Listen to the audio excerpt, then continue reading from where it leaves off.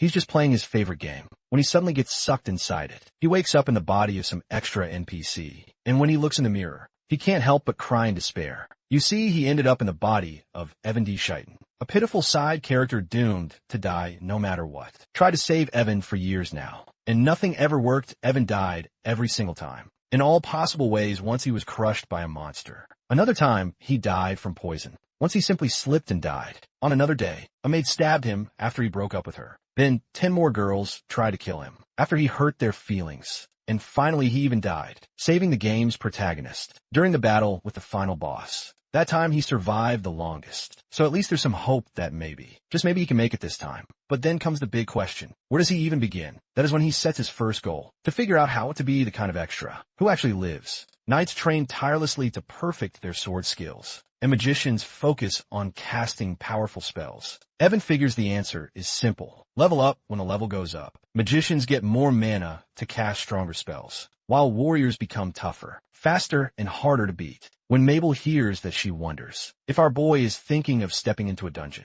Already, she yells at him as he tries to brush it off. She scolds him seriously, saying he should not even joke about such things, since dungeons are packed with terrifying monsters. Being someone from a noble family, he will be expected to enter one eventually, once he becomes an adult. Until then, she wants him to focus on getting proper training and becoming stronger. She makes it clear that she is not going to let him go anytime soon. He tries to calm her down by agreeing with her. As she finally takes her leave, he had purposely said it loud enough for her to hear, just to see how she would react. The thing is, our protagonist has already lived as himself in this world for 9 years now, and he knows the people of this world are under a serious misunderstanding. They believe the only way to level up is by going into dungeons. Although there is some truth to that, clearing dungeon floors does grant blessings that help people grow stronger. Eventually, the kingdom had to take control by assigning nobles to manage dungeons, which led to the creation of a dungeon city. That city is now under the control of none other than his father Marquis Solane de Chiton. Clearing dungeons can indeed raise the level, but Evan knows that there are other ways to become stronger if the methods he learned while playing are used. Mabel hears him and curiously wonders what he means. He smiles gently and reassures her not to worry. He knows he is seen as a minor character in Demon War. Yet, the truth is that he is one of the most charming ones. He adds that sadly he will not be smiling much anymore, and it is because he knows what is coming. That very smile could cause major problems. In the future, even a casual grin can bring danger, and he does not want to trigger any death flags. Pushing those thoughts aside, he focuses on what matters. Evan has just confirmed how people here see demons, and now he only needs to find a way to survive. The first step of many immortality projects is leveling up. So he turns to Mabel and asks when his birthday is. She replies that it is coming up next week. He then instructs her to let his father know. He wants to meet him before then, because he cannot wait any longer. To begin his plan, he needs something specific from the Marquis. The Mirasol's necklace, it was the first artifact discovered inside the Shurden dungeon and was passed down to their family. In the game, the only way to get the necklace was to form a pact with Evan. And the main problem is that there was a specific event that activates it. He remembers the event very well. When our boy tried to activate the Mirasol's necklace, he poured in mana and cast a spell, and that's when things went sideways. Out of nowhere, thousands of slimes appeared and swarmed the area. They were all weak level 1 slimes, but he did not know how to stop them from appearing. He fought them off as best he could, but eventually, the scene of Evan being swallowed by slimes became one of the most infamous moments in the game's history. At that moment, he noticed something important. While playing as the main character, he killed one of those slimes to protect Evan, and the game displayed a message that he had gained 1 experience point. In that moment, he realizes that the slimes summoned by the necklace actually gave experience points. It's different from the levels gained. By clearing dungeon floors, the experience would raise their very existence. The world of games works in a way where every single action gives some sort of outcome. In that world, people call it a gaming experience. Whether someone fights monsters or spends time training, they gain experience by repeating the same actions again and again. The people living in that world think of this as just getting better at the task, like building a skill, but the truth is, they have misunderstood it completely. What is really happening is that they are leveling up their existence, not just improving skills. When Evan de Sheridan was still a player, he noticed this detail. alongside the levels he gained in dungeons. He could also observe his existence levels growing. Our boy knew that this was surely possible. Similar to dungeon levels, existence levels don't shoot up rapidly. Their growth is slow, steady, and often depends heavily on a person's natural abilities or talent. But existence levels come with one unique thing. They have no upper limit. That makes them very different from dungeon levels. Just then Mabel comes over and interrupts his thoughts. She informs him that his father is waiting, and the head maid will be escorting him. Thanks to his constant efforts in the game, the protagonist has managed to gain valuable experience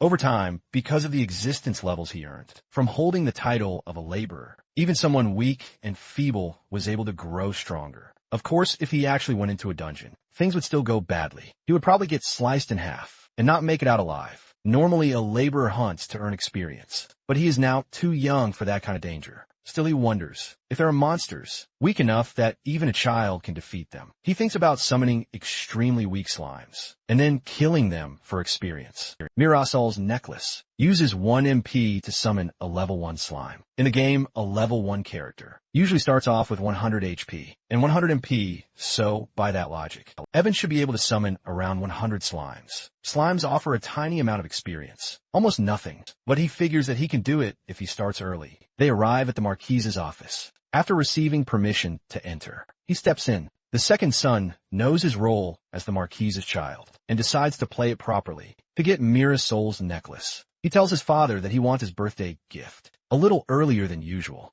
The Marquis questions why he is in such a rush. Evan insists that he saw a necklace earlier, and he really wants it. The Marquis is surprised. He did not expect his son to request jewelry instead of a sword or a pet. Hearing that the request is for Mirasol's necklace, he is clearly shocked. The Marquis explains that the necklace is actually a family heirloom. It's not something he can just hand over lightly. The protagonist unleashes his strongest move, pleading with puppy eyes. That works and convinces the Marquis. On one hand, there is his son's request, while on the other, even though the necklace does not seem to hold any real power, it's still a treasured heirloom. And he recalls that artifacts are said to choose their own owners, and guesses that Mirasol's necklace has chosen him. So he finally agrees and decides to give a necklace as a birthday present. In that moment, Evan leaps forward to hug his father. Marquis warns him that there is a limit to how many artifacts a person can equip. He informs that there are magical artifacts out there, such as rings, swords, and necklaces, but no matter where the artifact is worn, a person can only equip 5 at once. That is the maximum amount of power their body can handle. He wants his son to know that. Once he grows older and finds other powerful artifacts, he adds that Evan must return Mirasol's necklace to its rightful place in storage, since it is still a part of their family's legacy. Our protagonist is only planning to return it after he levels up enough. He knows he won't be able to keep farming experience from slimes forever. Our boy promises to return it later. Now he is more concerned about how he is supposed to track his level. He knows he needs something like a status window to check his existence level and experience still. For now, he's glad that he got his hands on Mirasol's necklace. When he gets back to his room, he checks the necklace closely. A memory hits him of the time he died after being eaten by slimes. He reminds himself that the Evan in the game made a critical mistake, activated the artifact before bringing it under control. That's what caused it to go out of control. But he's not the same Evan. He knows the proper way to resist an artifact's control, how to summon slimes, and what to watch out for. He also remembers the chant, a chant that ended his life in the game. This time, though, he knows it will be different. Our boy feels a connection between Mirasol's necklace and himself as he lets the flow of mana move into his hand. A slime appears in his palm. Despite its appearance, the slime attacks. Our boy notices that the level 1 slimes only inflict very weak poison damage on him. He figures they would only become dangerous if they came at him in overwhelming numbers. He reminds himself he is no longer the same person as before. As he grips the slime in his hand and squeezes it hard, he remembers from the game that continuous damage causes a character to fall into a special state known as critical condition. When someone is in that state, there is a unique attack that can be used. It's a move that ends things with a single blow. The players in the game used to call it the final one hit once the slime enters that state. He uses this final move, crushing it instantly. After a bit of repeated practice, he figures out it takes him around 10 seconds to defeat a slime. He is aware that if he were already level 20, he would be able to take out a slime with just a single tap. still. He knows he cannot stop now. This slime training will eventually build up over time. That experience will stack and help him grow stronger. So he decides to make it part of his daily routine. The training actually uses up quite a bit of both his stamina and mana. If he keeps repeating this routine nonstop, our protagonist's body, which is still just a level 19-year-old, will reach its limit. He knows how the game works. When players push themselves too far, they ended up in an abnormal state. For example, if stamina fell below 50%, the character would start to feel chills. If it dropped under 30%, cold sweats would start according to the stuff he knows. He figures he will be fine, as long as he stays above that 30% mark. Knowing that, he plans to manage his stamina and mana carefully, while continuing his training. After practicing for a while, he manages to defeat a slime much faster than before. That makes him wonder if his existence level has already increased yet. He feels it should not be that easy to raise his existence level. There are no status windows or clear indicators like in the game, so it is hard to be certain. He begins to wonder if the repetitive actions he has been doing meet the conditions for unlocking a skill. And then unexpectedly, he does gain one. He assumes it might be related to how often he was clenching his fist, maybe something like a grip-based skill. But even that feels too simple to be true. He also notices that he feels his heart squishing when the mana decreases, but his stamina does not show any obvious symptoms still. He is sure that summoning slimes continuously must be causing some unseen strain. Our boy starts to wonder if Evan, being a side character in the game, had naturally better stamina than magical ability. Perhaps that is why he has not felt the effects of exhaustion. Yet a sudden realization hits him, as he remembers Evan being a mage in the game, so none of this fully adds up. Meanwhile, outside the room, Mabel hears sounds and rushes in to check on him. Our boy assures her that everything is fine and tells her to come back in a few hours. After she leaves, our protagonist curses the game's developers. Although he is not planning on giving up or dying so easily, he decides to create a proper, structured daily schedule to train and improve his physical condition. He believes that combining slime training with science-based exercise routines will give him better results. He also plans to write an extensive world-building book, unlike the simple one he made before. This time he will include everything: the myths behind the game's creation, the histories of all the kingdoms, global politics, the locations of every hidden treasure, and details about every major character that exists in the world. Our boy has played the game many times, and the information is still fresh in his memory. He plans to make full use of that knowledge to avoid dangers and stay ahead. However, he knows this reality may not follow the game perfectly. That's why he understands the importance of tracking the differences between the story he knew and what is happening now. That is the only way he can try to predict what is coming. He is especially alert because he feels like one of those deadly waves might already be inside the mansion, and he plans to tread carefully from there on out. Everything he is doing now is purely for survival. He has finally put together a training schedule with one goal: to strengthen his body. It is a blend of all the useful knowledge he has gathered from the game and the book he is writing about this world. With that plan in place, Evan is ready to begin his training right away.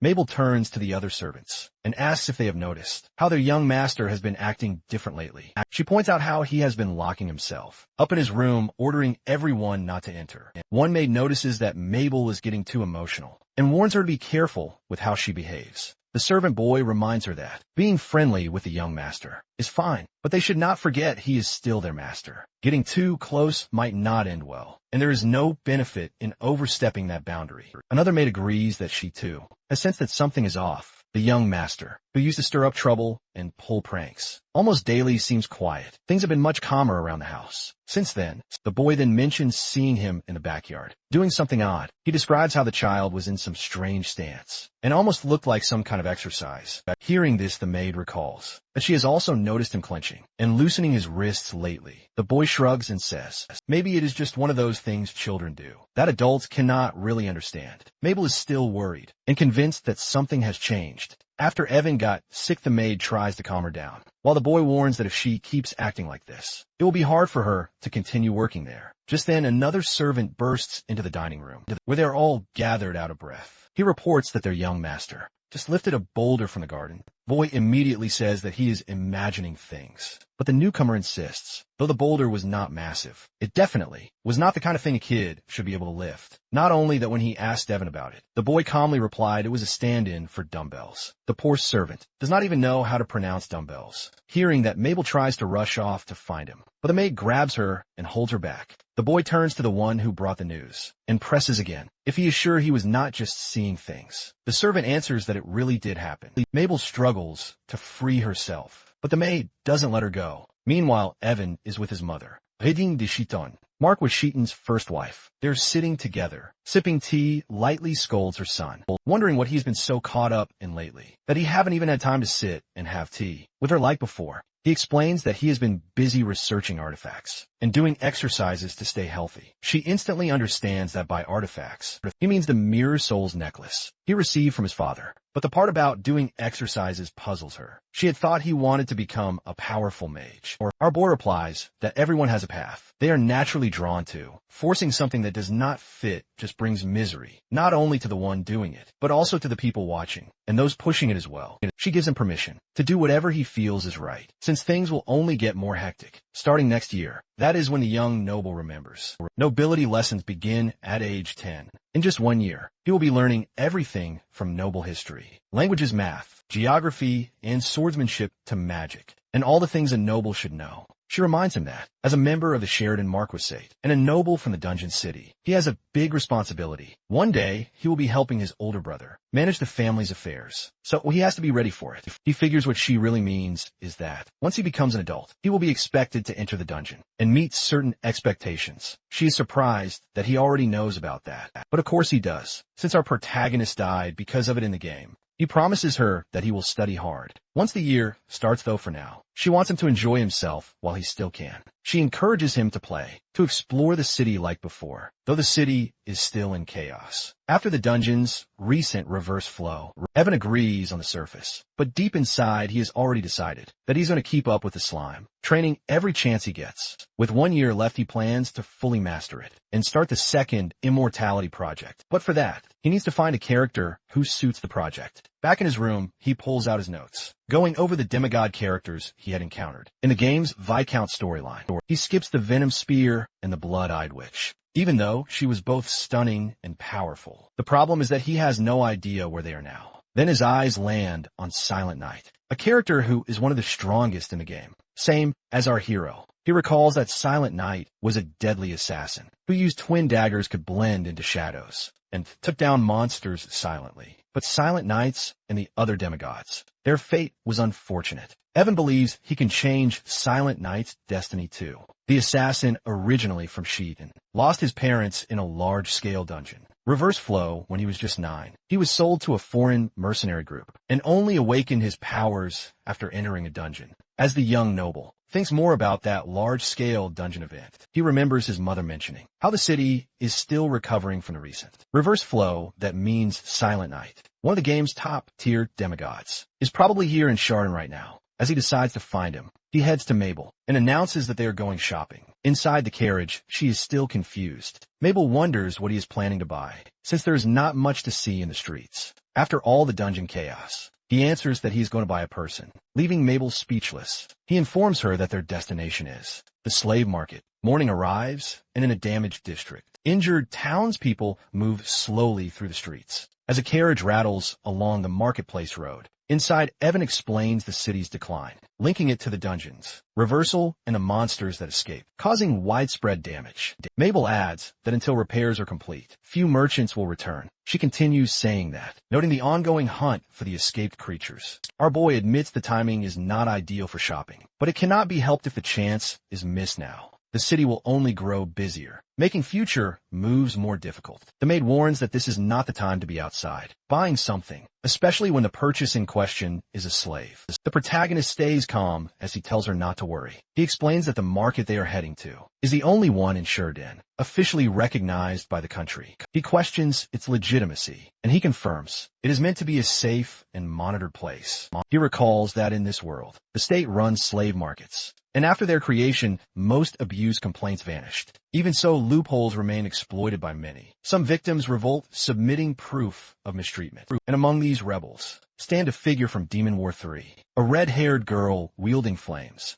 known as the Blood Witch. He has crossed paths with her before, and in that encounter he died. The carriage stops before a grand building. Inside, Evan walks between a knight and a maid. Knight announces their arrival as the boy turns to him, confirming that he will be his protector. The man introduced as Dane hesitates, while pointing out this is not a place suited for someone of noble upbringing. The protagonist responds firmly that he understands a world. He's not here to treat it like a spectacle or flaunt his wealth. He is here to find people he truly needs. The knight suggests that the Marquis could provide them, but Evan insists on doing it himself. He recalls that the most people chosen by the Marquis died alongside him. They move forward, entering a room where a bald man greets them. He is surprised, wondering why he came alone. Evan replies that he wanted to see for himself, rather than rely on someone else's choice. He asks to meet children his age, already aware they are orphans from the recent disaster. The man explains these children hardened their resolve and sold themselves, which means most of them would not suit his needs. But the boy counters that this means they are motivated and hardworking, so testing them is not necessary. Instead, he wants someone who can grow alongside him and stay by his side to protect him. The bald man agrees, since there is no need to discuss further. If that is the decision at Evan's request, he guides them to a room where several children await. The man explains he has excluded anyone younger than 12, while Evan scans the group closely. As more children are brought in, his focus lands on a boy with blue hair, black eyes, and tan skin. He recognizes him instantly as the Silent Knight. His gaze shifts to a red-haired girl, remembering her as a top 5 character from Demon War, 3 infamous for her evil reputation. Dane comments that the children seem weak and suggests looking at others, but the boy refuses, saying he needs them both. Demigods, beings chosen by God, were unique to Demon War. There are subspecies of humans that appeared suddenly, with naturally weaker bodies and slower development. It led people to believe that they were inferior. Yet some among them became outrageously strong. The ones standing in front of him are exactly that, the Blood Witch and the Silent Knight, representatives of their race. In Demon War, the demigods overcame their weak physical bodies through dungeon leveling. When they leveled up in a dungeon, they received double the blessings a normal human would. The deeper they went, the greater the effect, allowing them to grow so strong that humans could never catch up. However, most demigods found it difficult to even enter a dungeon. At a low level, even if they did, most would die before the 5th floor. The majority had to be sacrificed for the minority to grow stronger. Evan concludes everything is fine now, and he promises not to let them to die, since that they serve him now. The bald man apologizes, saying the price is only half of what others cost, and that taking it would cause trouble with the Marquis. Our boy answers he has no intention of discussing their worth, and will be taking them. Evan declares that he will take both of the children. Earlier, he had instructed the trademaster to send him any children with the features he described. The man agreed, promising to keep his secret. With this, he is confident he will find more potential demigod prospects. He turns to face the two and studies them closely, remembering their murderous intent in the game, the way they fought without hesitation. There is no time for them to mourn the loss of their parents. Our protagonist assures them he will not be a bother, and simply asks for their names. The red-haired girl hesitates, as she wonders what he means. When told again, she exchanges a glance and introduces herself as Belua, though her mother used to call her Lua. He acknowledges her name, expressing his hope to grow close enough that can call her Lua. The boy introduces himself as Shine, as he recalls meeting Bella when he entered the slave market, admitting this is the first time he has learned her name. Evan recognizes the name Shine and notes how it contrasts with his in-game concept. As a Silent Knight, he introduces himself as Evan D. Cheaton and invites the two to get along with him. Shine hesitates, then asks if he can pose a question. He wants to know why Evan bought defective products. Like them, the Marquis' son replies that if Shine is the same age as him, he should already know the answer. Shine presses further, asking if he bought them on purpose, to mock and toy with them. Evan goes quiet as his gaze shifts between the two. He speaks of the world's unfairness. His words are directed at Shine. The child admits his understanding of the harsh reality. Evan recalls his own fortune of being born as the second son of a Marquis, able to live comfortably and happily. He adds how surprising it would be for someone like them to receive such fortune. the words push Shine, as he admits the reality of his own upbringing. Born into poverty and hardship, he admits his body is weak and useless, demanding to know what kind of blessing Evan is talking about. The protagonist responds that it is talent, an overwhelming talent. He claims both Shine and Belua have it, and Shine accuses him of toying with them. But Evan counters that ignoring him might make them feel better. For now, as he asks if they will ever truly be satisfied. Bella questions what talent he is referring to, asking if she has it too. Evan confirms that both of them possess it, the talent to grow stronger. She recalls how her mother once apologized for giving birth to someone as weak as her. Shine finds it relatable, saying his mother felt the same. Our boy dismisses their mother's pity, explaining that their talent simply is not something easily recognized. When Shine presses, asking how he is aware of it, if even their parents did not know, Evan reveals that he has a talent of his own. Our boy claims he has the talent to find geniuses. Like the two before him, the girl grabs his sleeve, asking if she can truly become stronger. And he answers that she can. He explains that he can prove it, but needs 3 years of preparation. And if they follow his orders for that time, he will show them results. If they are not satisfied, they can leave him freely. He adds that as long as they stay, no one will disrespect them again. Shine protests, reminding him they are slaves. But our boy swears on his name to keep his promise. He states that if the results are as promised, they must follow his orders. Belua admits he is no philanthropist and brought them here because he wants something from them. Evan asks for their decision, asking if they will trust his words to prove their talent and place their fate in his hands. In silence, the two sit in the cell where chains bound their ankles, the boy declaring he would survive, refusing to die like this. The girl agrees, sharing the same resolve. Evan asks if they will entrust their fates to him. The two children sit in silence until the boy lowers his head and says he wants to trust him. He recalls his mother's constant apologies for their weakness and his father too. Our boy promises that in 3 years, they will thank their parents, be grateful and proud to be born strong and brave. The girl begins to cry and the kids cling to him. The headmate spots them and instantly yells for the staff, ordering the children to be cleaned and searched. Outside, Dane asks how the young master intends to use them. Calmly, he replies, they will remain with him as personal servants for now, but eventually they will follow him into the dangerous dungeons. The steward questions if that is wise, recalling what was said earlier, but the young master's mind is already made up. Dane remarks that at this young age, he was able to persuade them so expertly. He continues saying something about kids when the noble cuts him off, insisting he did not lie to them. They will definitely become strong, and in 3 years Dane will see that too. The man responds that if he insists, then they should go inside, promising to send the children to him as soon as they are ready later. Evan greets them. Shane stays silent. He finally speaks, recalling his earlier statement about wanting something. If they prove their talent, he wonders what they will need to do, asking if it means staying as servants. The young master states he only wants one thing from them, which is to protect him. Both repeat his words, and he points to himself, clarifying it is him. The boy replies that they're just kids, but our protagonist assures them they will become really strong. He says that he wants them to protect him. Using that strength, he adds, they will stay by his side at all times, except when training, guarding him from danger while staying close. When Shine asks if there is a dangerous situation he will face in the future, he calls the boy smart and agrees with his guess. He confirms that there will be danger and he needs them. The child begins to wonder aloud. As the young master explains, it is his personal training, kept secret from others and shown only to them. The girl comments that she wants to try, and he addresses her by name, assuring her she will be able to defeat monsters. Scarier than this, since he has told them what he wants. He says they can now tell him what they want. Both repeat his words once more. Our boy tells them that if they protect him, he will be obligated to grant all their wishes. Introducing himself as the Marquis' second son, Evan says they can ask for anything, no matter if it's treasures, higher status, or even freedom. He urges them to speak and ask what they want. The boy repeats Evan's words with growing determination, declares his desire to kill all monsters. He shouts that he wants to kill every one of them. The young demigod's hatred for monsters must have been ingrained from a young age. Even in the game, he used to burn in hatred towards the monsters. Meanwhile, Shine meets Evan's gaze, and the protagonist assures him it will be done as he wants, but insists it must be that way.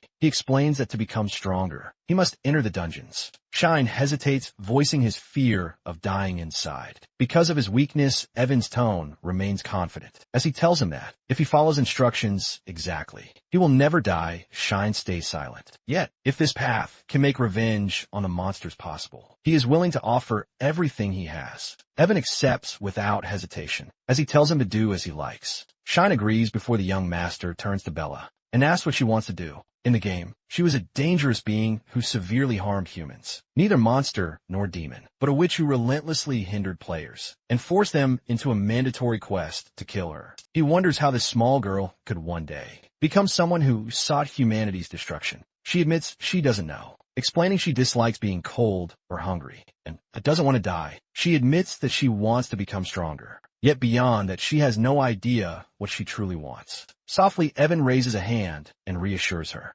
calling her name as he holds her hands. He reminds her she's only 7 and that it's natural not to know everything yet, telling her it isn't her fault. He says whatever the answers may be, they can learn them together, step by step. She agrees to try and find what she wants in life. Our boy announces that from now on, he will provide them with a special training program. He considers that expecting them to handle it right away is too much, since demigods level up far slower than humans. Even when they do, the progress is small. Although he already plans the next steps, he knows that even demigods have a way to grow stronger, and that way is through skills. He declares they'll start learning skills now, without worrying about the definitions or types, since the main point is that mastering a skill makes one stronger. Some skills grant benefits immediately, upon learning them, increasing stamina, mana capacity, and physical abilities. These are passive skills, which improve specific activities and provide lasting advantages, like the Shardan Knight's mastery of vision. Swordsmanship. He adds that it not only improved their sword skills, but permanently boosted their physical capabilities.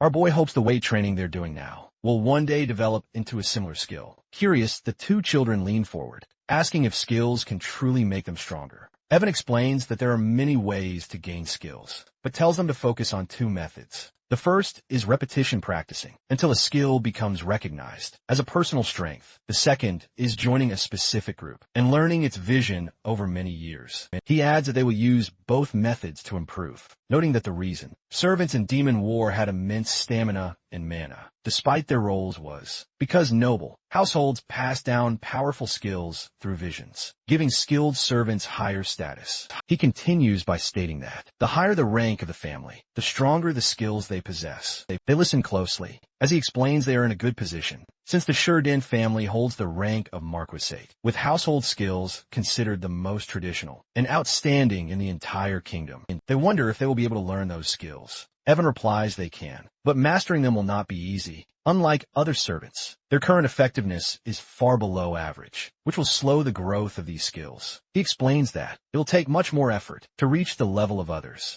Still, if they can overcome the hardships, they will build a strong foundation for stamina and mana capacity, which will lead to their growth and successful dungeon clears. Finally, Evan concludes that they can only be shown the path, but cannot be walked through it. When Belua faces the question if they can walk the path ahead, he never doubts it, deciding that trust and sincerity from them are enough. They agreed, standing before their master. The young master looks at the pair and asks how they are and if they can walk. Boy answers that he can while the girl agrees. He claps his hands together as a blonde maid appears, wondering what he has called her to whine about. This time our boy raises his voice, insisting he is not going to whine, and explains that he has a favor to ask. Pointing toward the two, he asks if she can teach them herself. The maid repeats his words in surprise, questioning if that is the kind of favor he meant. He begins to remark that what he heard about the children is very important. One's meant to stay by his side forever. He pleads, calling them a bit weak but talented, urging her to take charge.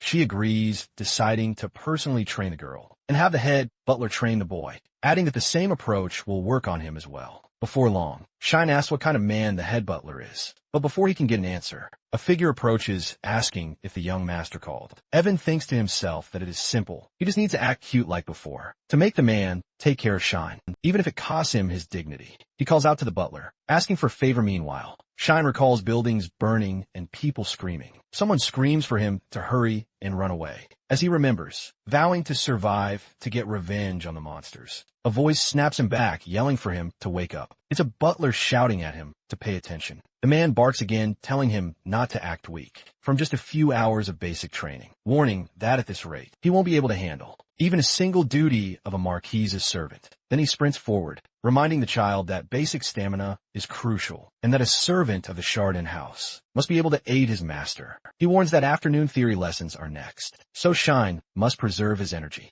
After calling a 10-minute break, the butler remarks that it is fun to watch someone grow. Evan shows up as he agrees the stamina is lacking, but notes the boy is talented in every other aspect, with good judgment for his age, sharp intellect, and strong determination to complete his duties. To the end, he decides to get serious with training, assuring he has enough healing artifacts. At that moment, a maid approaches and informs him that the Marquise is calling. The young master replies and heads inside. In the study, the Marquise expresses concern over him not playing outside lately. The kid explains he has been busy experimenting to figure out the necklace's abilities. The Marquis listens and advises him to be careful not to hurt himself. Mid-conversation, Marquis informs that the artifact is a growth type, capable of evolving with the user. He explains that it can gain new abilities when certain conditions are met. He also admits he hadn't known this until the necklace recognized its owner. But now he points it out for him to see, gesturing to the jewel and asking if Evan notices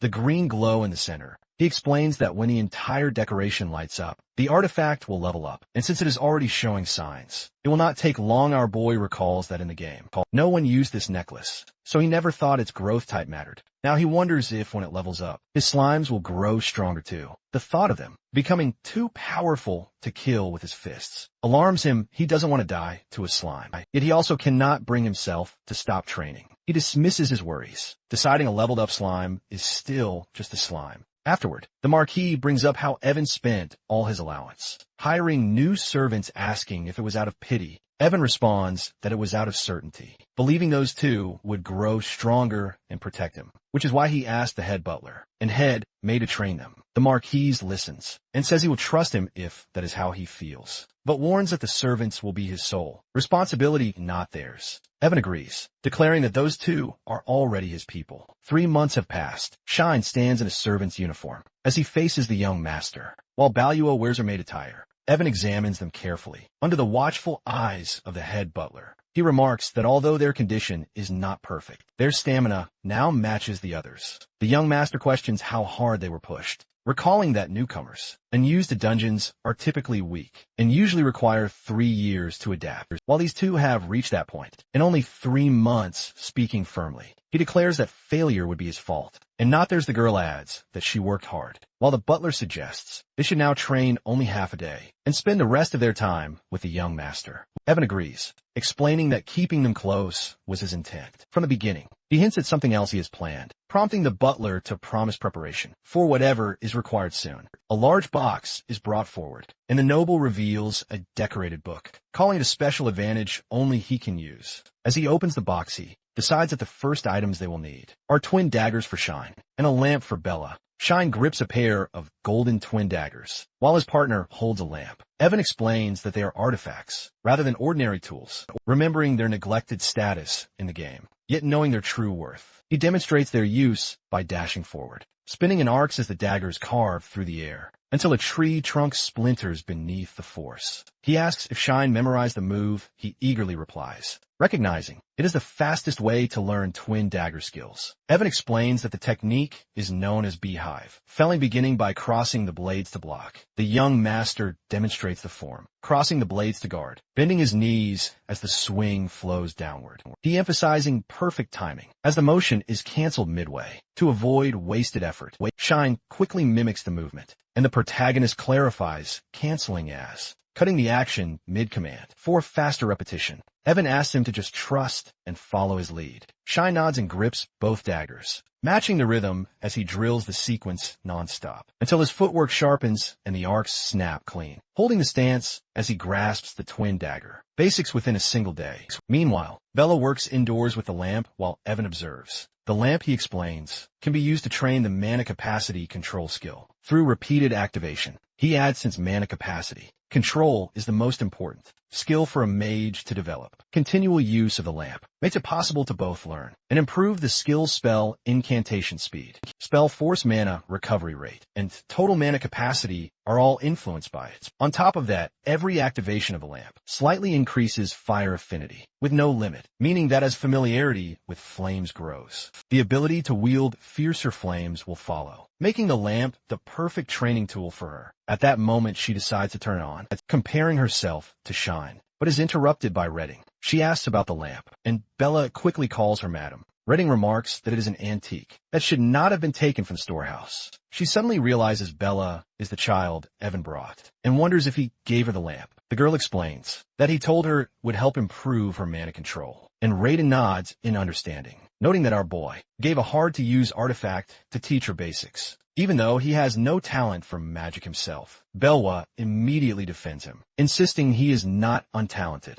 Redine offers to help with her training, calling it witch training, but tells her to keep it a secret from Evan afterward. The second stage of special training progresses well, as Belua repeatedly activates the magic lamp, gaining mana capacity, control, and increasing her proficiency. Shine also continues to focus on twin dagger techniques, practicing by canceling the high-level Beehive Feller movement midway during these same months. The protagonist summons slimes in both hands, showing he has learned to control them. Simultaneously, he holds Mirasol's necklace, recalling his plan to remove it. Once reaching a certain existence level, our boy realizes it is a growth-type artifact. With the slimes, he summons becoming stronger as well, which makes them harder to kill, but provides more experience. Considering this new opportunity, he decides that what he needs now is not an item, but a skill with that thought in mind. Evan begins Immortality Project number 3 by summoning slimes with both hands. Evan launches into his Immortality Project number 3, its myriad poison immunity, determined to build tolerance until no toxin can threaten his life again. The problem lies in the cost, since the poisons he needs are so expensive that, without the head butler's approval, family funds remain out of reach. Mabel overhears and asks what exactly he plans to use. Evan explains that he cannot make her servant in the way she expects, but suggests they work together instead. She tilts her head in confusion, yet he reveals the truth of his plan to start a business. Not long after Eric arrives and asks what favor his younger brother wants, Evan immediately brings up the city inspection assignment entrusted to Eric by their father, a duty where Sheridan heirs walk through the city in person to understand what it means to lead. He explains that he wants to help with it, and Eric agrees, pulling out a paper. Evan slides it across the table, and Eric studies the notes closely, wondering if they were written from what others said. Our boy answers that he reached the conclusions himself. Eric admits they seem accurate, realizing the document records every notable event in the city from the past 6 months. Each incident is paired with its cause and consequence, along with predictions for supplies and demand, new items, and simple recipes made from accessible ingredients. Evan explains he wants to use this knowledge to start a small business, earn allowance, and learn more about the city. Eric advises that they bring it to their father for approval before the Marquis. Our boy presents the plan. Their father quickly remarks that the proposal spans far too wide for small business and warns that Evan cannot handle all of it. Evan answers that he intends to focus only on one part. Pressed further, he admits he will handle medicine, while asking his father to manage the rest. Reading deeper, the Marquis realizes the document was written to offer information. From the start, he narrows his gaze and asks if this was truly his intention, while Evan insists it was only meant to prove determination. The Marquis glances at Eric, questioning if this child is really his son, and Eric shoots back that, perhaps, he should be asking if this boy is truly his brother. Evan slaps the papers onto the desk, declaring that a meeting with the vassals will be needed. The Marquis responds that it is time to expand the business. Evan has already been running when the vassals gather. Some argue that the plan would carry more weight without a name attached, while others insist the contents alone make it worthwhile. One man questions why Evan wants to pursue the medicine trade when it produces the least profit. Marquis confirms this, recalling his son's explanation that the industry has stagnated because priests monopolize healing. Our boy points out that the first duty to citizens is medicine. He points out that the temple avoids treating injuries through any means but God's power, ensuring donations flow only to them. As a result, only dungeon explorers or the wealthy receive help, while ordinary people often die waiting. He explains that medicine is the only answer in emergencies and if the industry develops. With stabilized production of minor healing potions, they can be sold cheaply and lower the death rate across the slums. With resolve, he declares that he will proceed. The Marquis answers firmly, stating they will proceed with his name on the line, and that if they do so, the temple will not be able to interfere. Evan hesitates, asking if that is truly safe, when the temple is the state religion. But his father reassures him it is fine. He promises to negotiate directly, even before the emperor if necessary, and declare that it is for the sake of the citizens. He authorizes the expansion of the business, creation of new items, and the founding of a pharmacy. Evan thanks him respectfully, while within himself his true aim remains unchanged: to gather every poison and herb in existence and train his body until complete immunity guarantees his survival. As soon as permission from the Marquis is secured, construction begins immediately. The building soon stands ready. Pharmacists themselves are nowhere to be found, because this territory belongs to the temple, whose interference infuriates Evan, as he recalls his past in Demon War 3, where their disruptions made herb collection harder, dungeons more dangerous, and potions nearly impossible to secure, forcing the hero to either recruit an alchemist or learn the craft alone to solve the issue.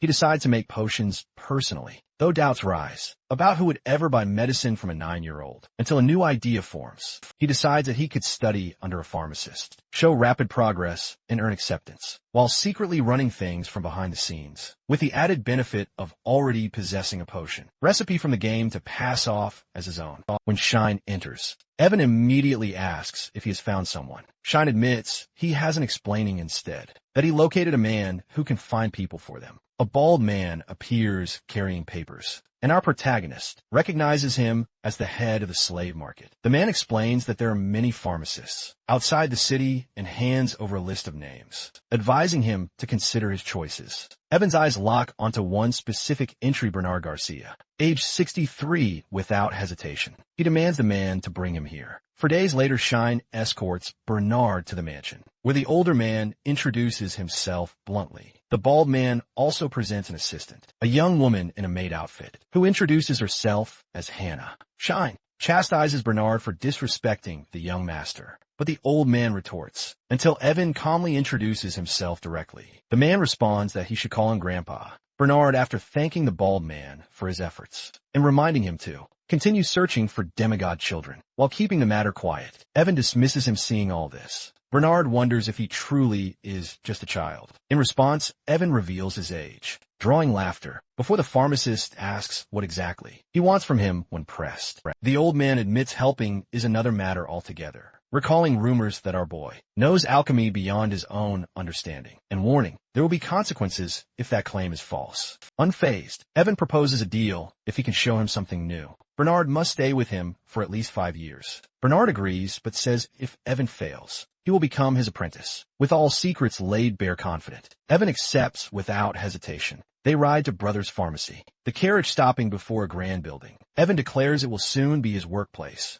Inside, Bernard insists on seeing the alchemy at once, but Evan first leads them into the medicine production room, where rows of vibrant purple plants grow in incubation. He places potion bottles nearby and explains the method of medicinal herb incubation. He calls it a cheating potion for its speed and simplicity, though it comes with strict requirements. From the end of Demon War 4, holding the potion, Evan asks if Bernard knew of it. The old man admits he did not, repeating the name in disbelief, as Hannah echoes the term, both stunned by the technique. Evan clarifies that rarer herbs take longer, and repeated use wears out the effect, demanding fresh deposits, but even with limitations, the potion enables full-scale herb production. Bernard reflects bitterly that he believed no new potion could exist. Now a child has taught him something he never knew. With a small smile, he remarks that his remaining years will be enjoyable. At last, Evan presents a contract for 50 years, instead of 5, urging Bernard to sign. As the weight of the revelation settles, the old man reaches for the quill,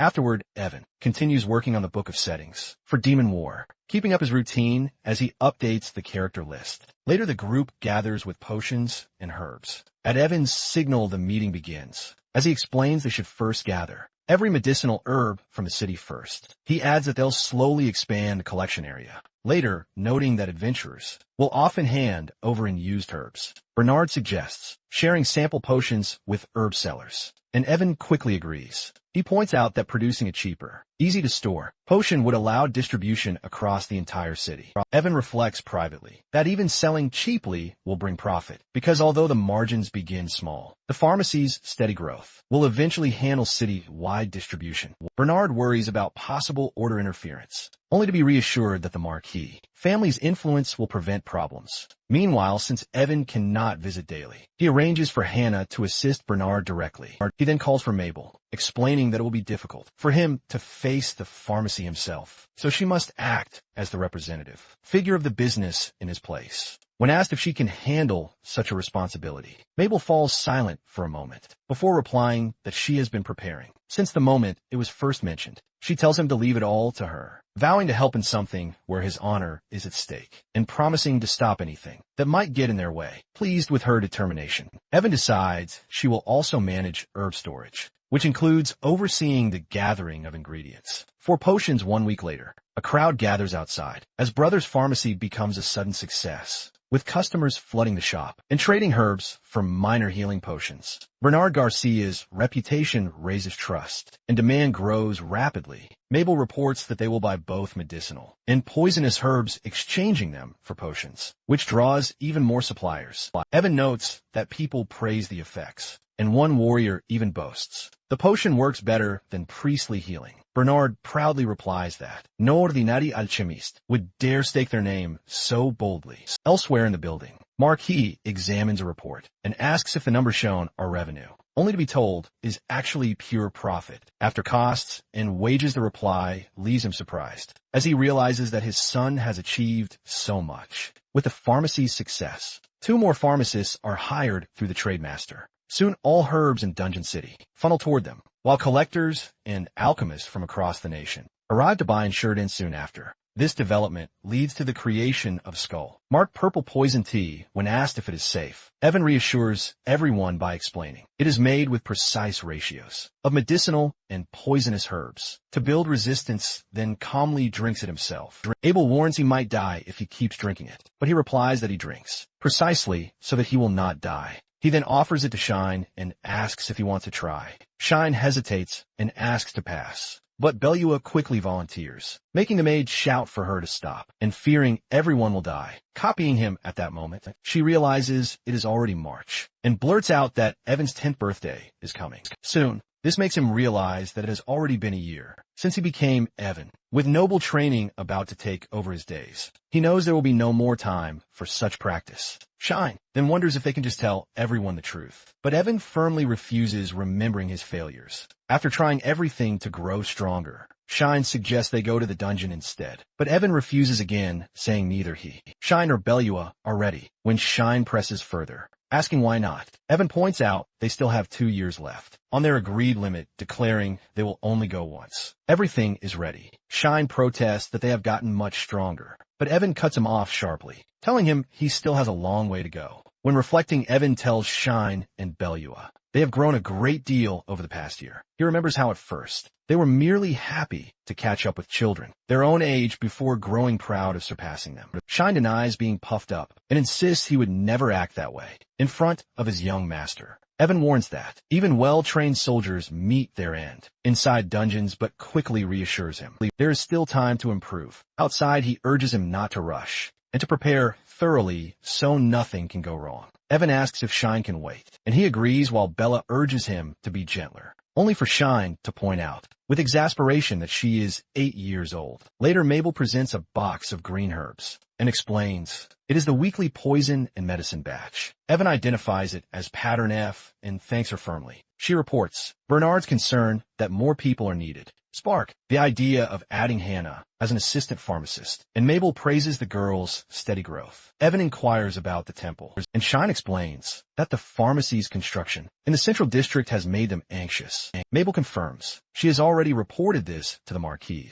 When she wonders if he is still fixated on slime training, Evan muses about killing slimes before they can scream. Mabel suggests using an artifact that grants gripping power, but Shine dismisses the thought until he remembers one. An artifact that increases strength and should be simple to obtain. Mabel recalls its association with Demon War 3's Bloodstained Fist event and warns of the many conditions tied to it. As the memory unfolds, Evan recalls that a random event triggers once he grows close to Shine, where his birthday is set to a certain date. Our boy presents him with blood-stained gloves, claiming they make him feel stronger. Should he accept them, his attacks weaken. His skills fail to activate. Monsters overwhelm him and he dies. Should he refuse, he keeps the gloves, enters a dungeon, and still falls when his magic fails. Both choices end in tragedy. The artifact indeed boosts strength when worn, but nullifies any weapon's power, granting enhancement only when fighting barehanded. With this knowledge, he decides the artifact will not fail him against slimes, since he wields no other weapons. He rallies the group with renewed energy, leading them out to shop, redirecting Mabel away from the main shop. He explains that the artifacts, they're all knockoffs, reminding them dungeon explorers never sell true artifacts through common stores. Shine asks what happens instead, and Evan explains they either use the artifacts themselves, auction them at massive gatherings, or end up robbed by others, each outcome driven by temptation. Shine gets shocked that such things happen for a single item, but Evan confirms, noting one artifact can decide a person's destiny. Shine insists this weakness does not apply to him, and Bella agrees, saying his class would never change him. Evan admits it is difficult to boast about being different, but thanks them sincerely, and joins the group as they ask their next destination. With determination, he explains there are still a few places he wishes to check. He isn't sure if what he seeks remains, and at last he points forward, announcing their destination. When explaining, Evan raises a finger and tells them that some dungeon explorers attempt to eat monster corpses, despite the poison they often carry. Though outside the dungeon, controlling both poison and mana is nearly impossible. He adds that only authorized people may consume such things while others smuggle them out in secret. Evan says that eating mana-field monsters is rumored to make one stronger, but quickly clarifies it is nothing more than a rumor. Shine remarks that if it were true, their young master would have already given them some, while Evan suggests poison might instead build resistance. The maid warns him never to try it, but our boy reassures her he won't, and makes it clear that their butcher shop trip isn't for buying meat at the dual blade butcher shop. The owner peers out suspiciously and asks who it is. Evan meets his gaze directly and states there is no need to waste time, since the owner already knows, and they know as well. The man admits he had heard the shirt and air wasn't an ordinary person, and now sees it is true, inviting him inside. The man notes that someone important like him is clearly not there to buy or sell meat. Across the counter, the butcher questions if he came to catch him, but the young master instead points to the item in his hand. He explains it is something important he doesn't even realize the value of, and challenges him to guess. He offers that if the item is handed over, he can make the man cleaner in reputation. Yet the butcher refuses, believing it pointless to pretend at this stage. Evan recalls having seen people like this before, and warns him that such an item will not reveal itself to the unworthy. Our boy mentions the man's long, buried dream of becoming a cook, which leaves him stunned, bringing up the kingdom's monster cook certificate. He offers to recommend him for a second chance. If he cooperates, the silence drags on, until at last the owner asks what he truly wants. Back at the mansion, Shine and Belloa place their hands on a sword and a crimson gem laid across the table. Evan recalls their earlier stops at Crimson Stir Fry, an orc bar where they collected artifacts, like items still present now, are counted as part of their successful harvest, though neither sword nor gem had found an owner. Until now, Shine grips the blade and senses its strong magic, while Bella touches the gem and feels its heat, and their master watches silently. He knows precisely why neither had responded to others before them. When Shine lifts the sword and wonders aloud if it simply wasn't recognized as an artifact, Evan confirms but presses them to think further. Evan then explains that these two specific items were chosen because, among Sheetan's hidden artifacts, they carried bug possession settings. When detailing the error, he tells them that to control the dual blades, Twin Blood 1 must touch the Crimson Plate, while to control the Jade Flame Sphere, One must touch twin blood, a mistake that happened due to programming errors, mixing up their possession conditions. He remembers how, in the past, he had relied on the official guidebook and failed, repeatedly, gathering information and completing quests in vain, before realizing the artifact itself mocked those who wasted years seeking it. That is why he had obtained both at the same time. Evan emphasizes that they are also the best weapon artifacts available. In Chardin, Billua acknowledges his knowledge, though Shine remains doubtful, prompting the young master to instruct them to exchange artifacts and try again, assuring them both will find what they desire. The switch triggers a surge of power, light flooding Shine's sword, while red flames engulf Bellua. In the end, both hold their rightful artifacts, leaving Evan to remark on how strange it is that a game's error could remain unchanged. Here comparing it to crafting from an old recipe, where the results turn out greater than expected. He concludes the quality of these artifacts far surpasses ordinary item summoning. He finds himself unsure what to think about this world. At all, Evan remembers himself seated at his computer, reflecting on how this world had once been, the very game he loved. He questions whether he is truly a real person, and whether he genuinely lives in this reality. Bella holds the glowing red sphere and explains its complicated seal, while Shine examines the twin blades in his hands. Evan considers that what he once thought was a mistake might instead be another way to interpret the situation. When the swordsman wonders if something is wrong, he answers that he is simply glad they are happy, thanking them both and leaving them surprised. Shine asks why he is thanking them, but Bellua replies that they should be thanking him for giving them such a gift. This prompts Shine to express his gratitude, followed by Bellua, who calls him young master. He continues with composure, saying it is time to begin, and places a pair of gloves on the desks. Evan explains he had bought them from the Orc Pub for a significant sum of gold, while recalling grimly that in the game, these very gloves were tied to the death of both the main character and himself. Remembering the scene, he grips the gloves tightly and notes his own growth through Mirasol's necklace, which had already spared him from countless possible deaths as he slips the gloves onto his hands. Their color shifts and purple energy surges around him, power flooding through his body. As energy spheres form in his palms, numbers rise 0.5, then 0.7, until he crushes the orb in his grip, releasing a sharp burst of light. With that, the young master takes down the slime, certain now that he can incorporate slime training into his daily routine, yet his necklace glows brightly, drawing his attention to Mirasol's necklace, which appears to have leveled up. As he resumes striking slimes, he realizes it suddenly takes a full second longer to defeat them. The realization comes quickly. The necklace has grown stronger. Then the summoned slimes must also have grown stronger alongside it. Fully aware of this, he recognizes that what he needs is no longer an item, but a skill he accepts he has no choice, and calls out to Mabel when she enters and asks if he summoned her. He instructs her to bring tea, prepared with extra poison, which she promptly delivers. Holding the cup, he recalls that one of the conditions is already fulfilled through his long poison resistance training.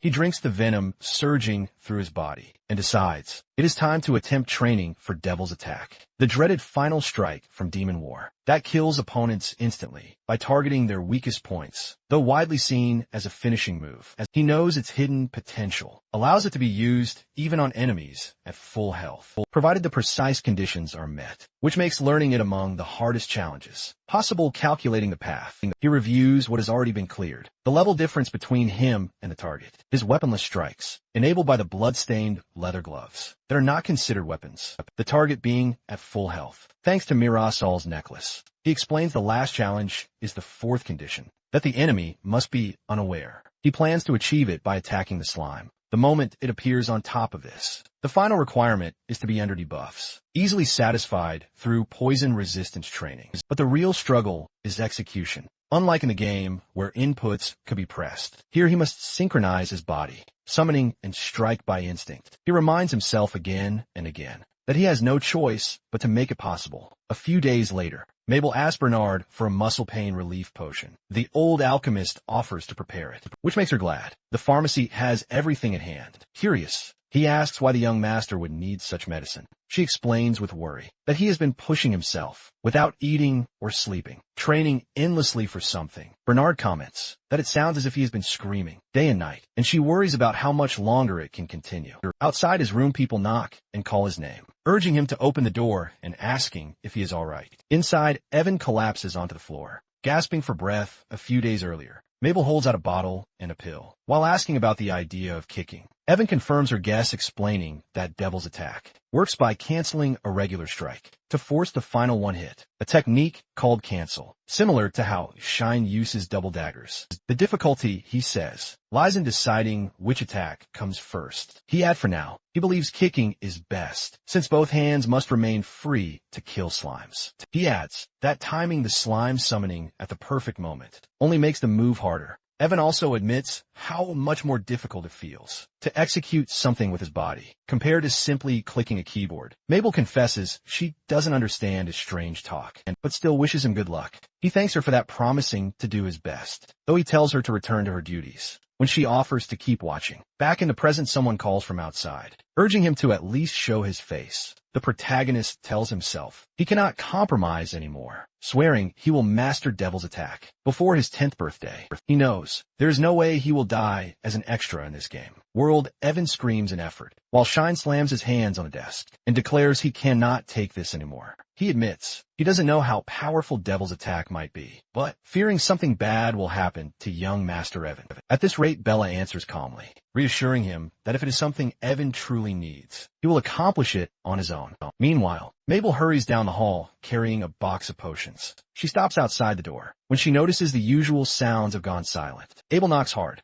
and soon Redding and the Marquise rush over, calling out repeatedly when the Marquise demands the key. She explains the door is sealed, so only Evan can open it from within. Redding recalls the importance of this particular day, asking if he achieved what he wanted, and reminding him of the occasion. At last, footsteps sound from inside. The door opens, and Evan steps out to meet them. Redding moves forward with open arms, warmly wishing him a happy 10th birthday. As the gathered servants look on, Shine and Balua call out in surprise, and Eric rushes closer to ask if he is truly all right. After a pause, Evan assures them he is fine, and promises to remain that way. He turns to the Marquis to request an artifact from storage as a birthday gift and a reward for the pharmacy's success. As the scene shifts, a small building marks the next step in his plan. Its display case, holding a pair of crystal-like earrings. Later, an elderly instructor reacts with delight, while praising Evan's quick understanding. Our boy admits it is still difficult, despite Yobamon's memories. He reflects that in other world stories, reincarnated characters often excel academically. But for him, even simple lessons feel hard. Guided by his teacher, he tackles noble family trees, foreign relations, and the intricate web of aristocratic ties. Knowing how easily such knowledge could trigger death, Flag's memories of Demon War 3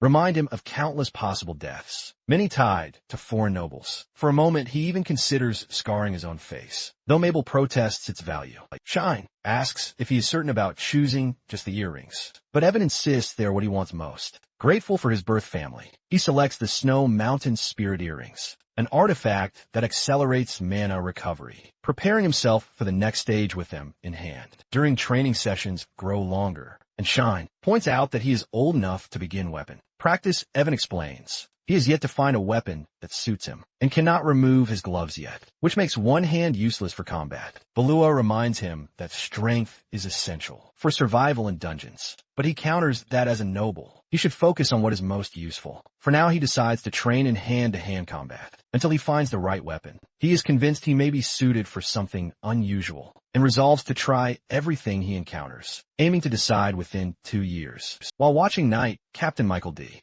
Airlock of the Shirian Marquis family observes the grounds, known as the leader of the Iron Wall Knights. Sworn to protect them, Evan approaches, remembering that in the game, the captain is only a little more important than him. Yet in reality, the man feels intimidating. He recalls that Michael will die, protecting the Marquis family, when the Demon King's 4 divas invade, an event that forces both the knight and himself to perish together with the family's ruin. When training begins, the protagonist arrives for combat practice. He is surprised when the captain mentions he is there for the same purpose. Evan reacts with confusion, unsure of what he means, until Michael pulls off his shirt, and declares he will be personally training him in combat. From now on, he praises the boy for focusing on fighting before anything else, and admits surprise that it is Evan panicked. The youth tries to explain that there has been a misunderstanding, but the knight insists he is the best teacher in the city, perhaps the nation, and refuses to be swayed. When Evan hesitates, pointing out how busy he must be, Michael brushes it aside and claims his student is more important than anything else. He suggests they should start with the easy things, while he steps closer, leaving the protagonist trying to retreat. After a month, Evan sits under the shade of a tree, resting while Shine joins him. Balua approaches to offer a cloth to wipe his sweat, which he accepts gratefully. Shine mutters, wondering if there's one for him, but the attention remains on Evan nearby. Michael explains he will be absent from tomorrow to clear dungeons for the upcoming backwash, instructing him to train alone in the meantime. Our protagonist recalls that the knight usually avoided dungeons, but Michael explains that watching Evan's growth inspired him to push himself. He admits he still wants to improve. Even at his age, the boy calls it a good thing, adding that greater strength helps both in learning and in protecting the Marquis family. As they talk, the captain describes avoiding traps, finding the right path, and fighting monsters. Even questions if that is not simply another kind of effort. Michael clarifies that leveling up in a dungeon is different, but the youth places a hand on his chest and shares his belief that dungeon rewards are just another form of compensation for effort. He compares it to training for strength or risking lives to explore dungeons leads to level increases as the prize. Heaven also declares that time does not matter, because God judges and grants blessings fairly. To him, there is no difference between training effort and dungeon effort, since results always match what is given.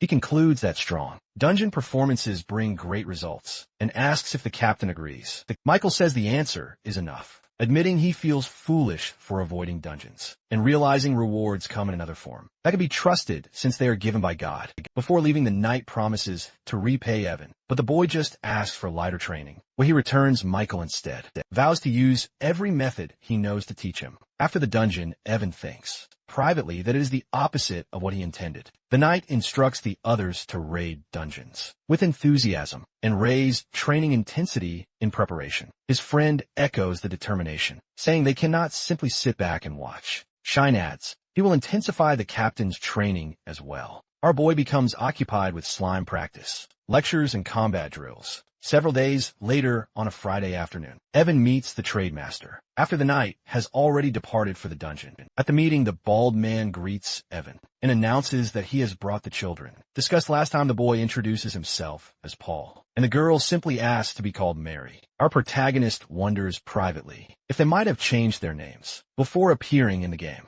He instructs Mabel to wash them and guide them to their rooms, which she accepts, though he immediately clarifies firmly that it is not what she might think. In confirmation, he explains that Paul and Mary are demigods, thanking the trademaster and calling the arrangement an investment. The merchant then hands over investigation reports on the people Evan had requested. He wanted the information of the important leads of Demon Wars, realizing it won't be easy, as it was the Bernard. He is aware that most characters are not active at this stage, and even the name or past of Demon War 3's main character remains unknown. Resolve, he decides to continue his work regardless. When Shine asks if he's fine with just that, Evan answers that he is. He also explains that he will help the rest later, if they turn up, while looking over the names listed in the request, and resolving to support efforts against the villains. Who plague the world? Shine wonders aloud if he plans to be on the front lines himself, but Evan shakes his head. He replied that he is merely an extra who will quietly provide support through items and preparation from the sidelines rather than by stepping into battle. When interrupted, Bellius suddenly announces that it is time for class. Evan screams that he has forgotten later. The old alchemist calls his name. Evan calmly eats shaved ice until Bernard finally asks if there's been a problem at the pharmacy since the summer began. Confused, our boy prompts him to explain further. Bernard clarifies that he is concerned about the uniforms being too warm for the season, saying he feels bad for the employees forced to wear winter wear in the heat. He argues that consideration for seasonal changes is necessary and declares with pride that he remains the continent's best alchemist. In response, Evan tells him he cannot leave the pharmacy's duties entirely to him forever and needs to draw more from his abilities. Hannah soon arrives with Bingsu, prompting Evan to ask if her uniform is too warm. She insists it is fine, but he points out the heat and apologizes for realizing so late. promising to request a summer version. Once he returns to the mansion, she thanks him as he reminds her to approach him, or Mabel anytime she needs anything. Feeling moved, Bernard says he appreciates Evan taking such care of the pharmacy staff, and expresses his desire to repay him. Our boy asks if he means it sincerely. The alchemist explains that, although he has the knowledge, his body skills and mana no longer keep up. He adds that imbalance can be corrected if Evan learns directly from him, since alchemy is something anyone can study. Bernard tells our boy to come for an hour each day and fetch the training materials himself, warning him not to be so touchy about the matter. That night, a shadowy figure approaches a grand hall, where a nun seeks out the bishop and asks if he is aware of the recently opened Brothers Pharmacy. The bishop's face twists with fury as he slams his hand against the armrest, cursing the pharmacy for drastically lowering donations. In his rage, he insists that they mock the will of God with underhanded tricks, swearing that he will never allow such insults to pass unpunished. When class ends, Hannah peeks into the room and asks if Evan's lesson is finished, only to see him collapse to the floor. Bernard looks down at him and remarks that if he were not so busy, he could teach him all day. The protagonist jokes it will take 50 years at this pace, then insists he has other matters to handle, and rushes out, while Bernard muses that the boy could surpass him. In just 5 years, the alchemist notes that his disciple is growing stronger, while also becoming better at teaching. Bernard wonders if it might still be too early for potion lessons. In passing, Hannah explains she has come because there are fewer customers, adding that the temple has been holding a free blessing event for several days. At the temple, a nun reports to the bishop that visits to Brothers Pharmacy have dropped, and he smugly says things are returning to normal. She warns it is only temporary, and questions making enemies over something so reckless. But he replies that it is not about right or wrong. Bishop rants that donations have been falling ever since Brothers Pharmacy opened, blaming the Count's family for pulling in both civilians, and explorers claiming it is all to restore the mother goddess's authority. He refuses to reconsider. The nun warns him not to interfere with the pharmacy, since it is tied to the Count, which could cause national trouble. He brushes it off and decides he will simply avoid directly touching the Count's family. She protests that the pharmacy's workers are innocent, yet he brushes her aside again, insisting he never intended to kill them. Outraged, she yells she cannot endure this any longer. Later, the nun sits drinking at a bar, venting about the bishop's excuse of authority and how he is truly just after money. She complains the free blessing plan is meaningless and grumbles that they are the ones doing all the work. From nearby, our protagonist comments that she must enjoy meat skewers and offers to treat her. Shocked when he calls her priestess Servina Bellin, she drinks even harder, cursing the bishop. Servina grumbles drunkenly about the priesthood and the temple, even wondering if she should abandon it all to become a free priestess. Under the Count family, Evan turns back to her and offers her a place as a priestess, affiliated with him, promising unlimited support. With hesitation, Servina admits it would be nice, but says she cannot accept. When he asks why, she explains she promised herself to make the temple a better place. Evan replies that there is nothing she can do to change anything now. Servina concedes, saying she has already angered the bishop enough to be on the verge of being expelled. Evan realizes it is because she has been here since being cast out of the main body. He decides he could allow that to happen, but thinks that, just as he has changed Shine and Bella's futures, he might also change hers for the better. Calling out to her, he asks, why not rely on someone else if she lacks the strength to change things alone? Looking confused, she wonders what he means. He explains they should discuss further what the true problem is and how it might be solved. Kevin stands beside Dana in front of the gathered employees, warning them about a possible ambush and reassuring everyone that they will be protected. He reminds them that, since they were invited to the city, their safety is the host's responsibility. Dane affirms that each worker of Brothers Pharmacy represents the Marquis's family, and any harm to them is harm to the family itself. When asked, an employee wonders who would attempt such a thing. Evan replies that it is obvious, declaring that the Order of the Great Bishop is planning trouble for Brothers Pharmacy. Some question if the bishop is insane for targeting the Marquis family, while others realize that is exactly why they have become a target. One connects the recent free blessings to the scheme, claiming it was meant to disrupt their business. Our boy dismisses the reasoning, saying the cause does not matter because they already have a countermeasure prepared. In response, Bernard explains that many have been making potions, alone or with leftover herbs, but the quality is not high enough to sell. at least by his standards. He suggests giving them to poor areas for emergencies, vowing to check each potion for safety, and warning that anyone who fails will not be allowed near medicinal herbs for a while. The employees cheer at the idea, but the alchemist waves it off, saying it is not for competition, and will continue only while leftover potions remain. Addressing the true threat, Evan points out that working outside the pharmacy gives the temple the perfect chance to strike. Bernard counters that they can use it to expose the temple's weaknesses. Our boy agrees, but stresses that they must prepare carefully, so there is no room for denial. He then pulls out rolled-up papers,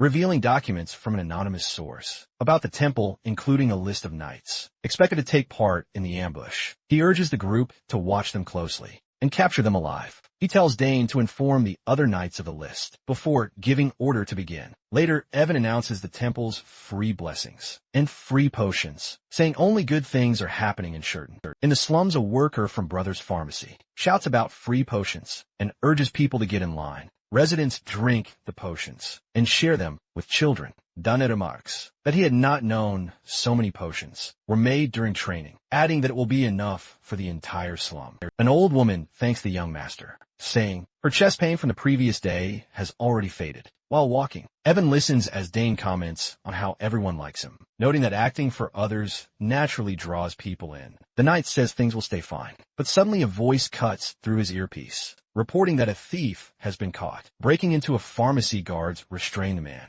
and the message warns of possible intruders. At other shops, Dane listens as the order to move quickly comes through, confirming and noting that the attackers have already begun. In the assessment, Evan explains that targeting people is more valuable than targeting property, predicting that the attackers will aim to harm their allies. As well, he asks if Dane senses anything unusual, but before the knight can respond, his sword is drawn in one swift motion. Both turn toward the source as a hooded figure emerges, fixing their gaze on the target. Evan recognizes him instantly. It's Shadow Thief Fanto, an early game villain known for his stealth artifact, the Shadow Cape. Dane warns of the danger without hesitation. Fanto declares he is following a quest to eliminate those distributing potions in the slums. He claims he does not care about noble titles, and that killing Evan would simply be coincidence. The knight's anger rises, but our boy's mind works quickly, recalling that Bishop Seterin only sends Fanto when he wants someone gone. For good, he had suspected such a move, warning the pharmacy workers beforehand, but now realizes the target is not the building. It is the people with the attacker standing before them. The real fight is about to begin, and Evan admits he had not expected Saturn to actually send Fanto. The thief reacts sharply at the recognition. When they were ambushed, Evan asked Dane if he could handle the fight alone, with the enemy unseen. The knight admits it will be difficult, though he swears to protect Evan until reinforcements arrive. Our boy decides he cannot let a guard die here, and instructs Dane to close his eyes. Lunging forward, he tosses something to the ground. That bursts in a bright flash, then shouts for the knight to act. Dane charges his sword, cutting across the thief's chest, and Fanto collapses. The knight hesitates about questioning him, but Evan dismisses it, saying they would not have learned anything anyway. Without pause, a large, bald attacker charges with a dagger. Dane yells a warning, but Evan dodges, grabs the man's arm, and drives a punch into his torso. The knight tries to object, but he brushes it off, deciding the ambush is handled. Evan turns his attention instead to how the Marquis family will deal with those who cross them. At the mansion, the head butler reports that the captured attacker refuses to confess anything, beyond claiming Evan was a rich target to rob. Bishop Seterin's involvement cannot be proven, since he has covered his tracks well. The Knight Order claims they acted on their own, blaming resentment over reduced temple donations. They insisted they did not know the Chardin heir would be there that day. The Marquis remarks that everyone is underestimating his family. The butler notes that the bishop is out of his mind and suggests a formal complaint to the order would ensure such an incident never happens again. Evan's father rejects the idea, arguing that if the order truly respected them, they would never have dared to take such action. He decides it is time to display the full power of the Chardin family. The butler then informs him that his son claims to have acquired a weapon to strike at the order with 4 days remaining. Evan speaks with his father, explaining that in just that time, they will have the means to deal a decisive blow to the bishop. Marcus questions if this ties to his contact within the order. The young strategist confirms it does. He explains that if they wait, she will bring undeniable evidence to destroy the bishop. He adds that the bishop has been stealing donation money for himself, funds meant for the main body of the order. Evan says that Seterin also ordered the knights to ambush Brothers Pharmacy. The plan is laid out: approach the order with an offer. Pin everything on the bishop. Let the Marquis family deal with him. In return, they cover the scandal to protect the order's reputation. The Marquis recognizes the chance to restore relations and gain support, while Evan points out the order will have no choice but to accept. In consideration, the Marquis pauses and asks if there is any chance the informant is lying. Evan explains she is skilled, holds a low position, and is someone he has personally met and spoken with, so she is trustworthy. His father agrees and decides to wait for the report, then addresses Mabel and Belua, acknowledging their work for his son and entrusting his care to them. Our boy protests, calling for Shine to help him. He continues to struggle, shouting to be let go as his father leaves. After 3 days, Servina tells Evan that everything gathered is for him, with so much evidence in hand. He replies that they could kill the bishop. She explains she had been collecting it all along, always planning to ruin him one day. Evan answers that if they take it to the order, they can erase him completely. She wonders aloud if he will die because of her, thinking only his family name would be ruined. Evan replies that once the bishop touched their pharmacy, he was already fated to die, and because of her, others will not. The documents, he explains, will keep the Shurdan family and the Order of the Great from clashing directly. He believes Seterin assumed the Marquis could not touch him without physical evidence. Yet in Demon War 3, the Marquis crushes the Order of the Great, concluding the man chose the wrong path. Evan tells Servina not to feel guilty and urges her to put it behind her. She says she is glad she could help, wishing him luck and promising her support. He responds that he does not want her working directly for the Marquis family instead. He urges her to stay within the order. He explains if the one he supports becomes Grand Bishop, his chances of survival will improve, benefiting the Marquis family, the dungeon city, and himself. In judgment, Seterin yells that it is slander and claims innocence as guards restrain him. But the Marquis orders him to shut up, listing his crimes against Brothers Pharmacy, Evan, and the city. He announces the imprisonment of the Knight Order, connected to the bishop, and declares that Seterin will be excommunicated and hanged at his command. The man is dragged away, shouting that neither the Marquis nor the Order can do this to him. The Lord declares firmly that this is how they deal with those who disrupt the city's order and threaten the Shurdan family. Outside, he addresses the gathered citizens, proclaiming that those with power must fulfill their duties and never harm innocent lives. In the garden, Evan remarks that this should be enough. Brothers Pharmacy will now be better established, with the new bishop already in talks with the Marquis about how he can help. He notes it is only right, then asks if there is anything else to address. Shine mentions an individual appointed due to good appraisal, despite having served as the ex-bishop's secretary. At the cathedral, Servina Belen stands before the bishop, introducing herself and expressing that she looks forward to working there. Elsewhere, someone praises Brothers Pharmacy as a huge success, a truth publicly acknowledged, though rumors circulate that Evan himself was the one who devised the idea. Evan mutters that this is not how things should be, knowing he can never replace his brother. He thinks that he never thought his desperate fight to survive as an extra would lead here. When called, Mabel tells him he is very special. She adds that if he does not want to be patriarch, then she will wish for the same, since he does not have to become a Marquis just because he is special. Evan admits he had originally planned to announce it at 12 with his first inspection order, but he decides to say it now. He will not become a Marquis. Instead, he declares he will walk the path of a knight captain. Evan questions Mabel about the duties of an aristocrat. She recalls the city's governance and dungeon defense, which he confirms as correct. She guesses his ambition, and he agrees. His thoughts drift toward the Dungeon Knight Order, their mission to raid dungeons and form independent units. His mind returns to the game's past, where he failed and his brother Eric took the role. With determination, he decides he will raid dungeons himself to protect Eric, remembering the trade manager's promise of 3 more demigods. He counts Shine Belua, and the others, realizing he already has 7. Evan decides he will soon speak to his father about becoming a dungeon knight, and asked Mabel brings up Shine and Below, explaining that Shine is practicing swordsmanship, while Below has gone off on her own. As they walk, Mabel suggests he should confront Below before she gets ideas, but he replies dryly. Mabel presses further, even asking to join his knight order herself. Yet he dismisses it. Our boy reminds her she already serves as the representative of Brothers Pharmacy. While walking, he notices others moving quickly down the hall and asks what is happening. A maid explains The second lady has given birth to a baby girl, and he processes the news of a new sister. Inside, the family's attention shifts toward Miriam D. Shiatin and her daughter with succession talks quieted. Our boy realizes this benefits him, since it delays his own dungeon night announcement. During a quiet moment, Mabel compares his feelings to her own wish of being his exclusive maid. Evan sits with her unsettled. Despite the happy news, he admits something feels off. Because in Demon War 3, there was never a Chardin daughter, since the family played a major role in the game's story. Her absence is suspicious. He reasons that even a young daughter should have appeared,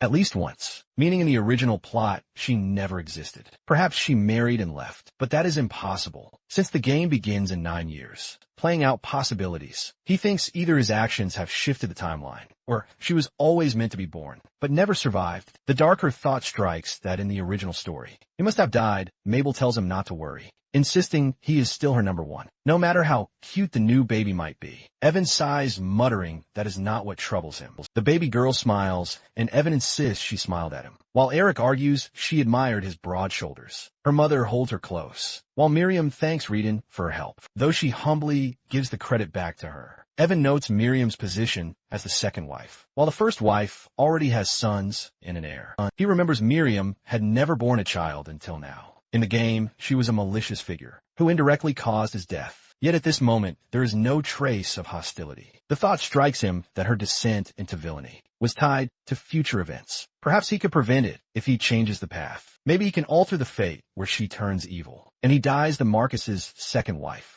Miriam de Sheridan comes to Evan's mind. He wonders if she had truly been a villain from the beginning, or if instead she had been pushed into darkness by some incident. He suspects. He already knows what that incident might be. Sitting before him, Bernard explains a grim possibility. He says that even within a noble's mansion, protected by knights and priests, an infant could still die. Bernard concludes such a tragedy would most likely come from either a curse or a disease. Protagonist repeats the words quietly to himself, then suddenly slams his hands on the table, insisting that something might happen to Elizabeth. The old man calmly replies that he knows. He suggests that the Marquise's household is heavily guarded. Rather than searching within, they should look outside while speaking. Bernard hints at having an idea, explaining that if his thought proves correct, they may not only save Elizabeth, but also many others he proposes. Their first step must be to search for traces of a monster. In the city, Bernard recalls a recent large reverse flow in a dungeon, one they narrowly managed to prevent this year, which makes the situation even more suspicious. Soon after,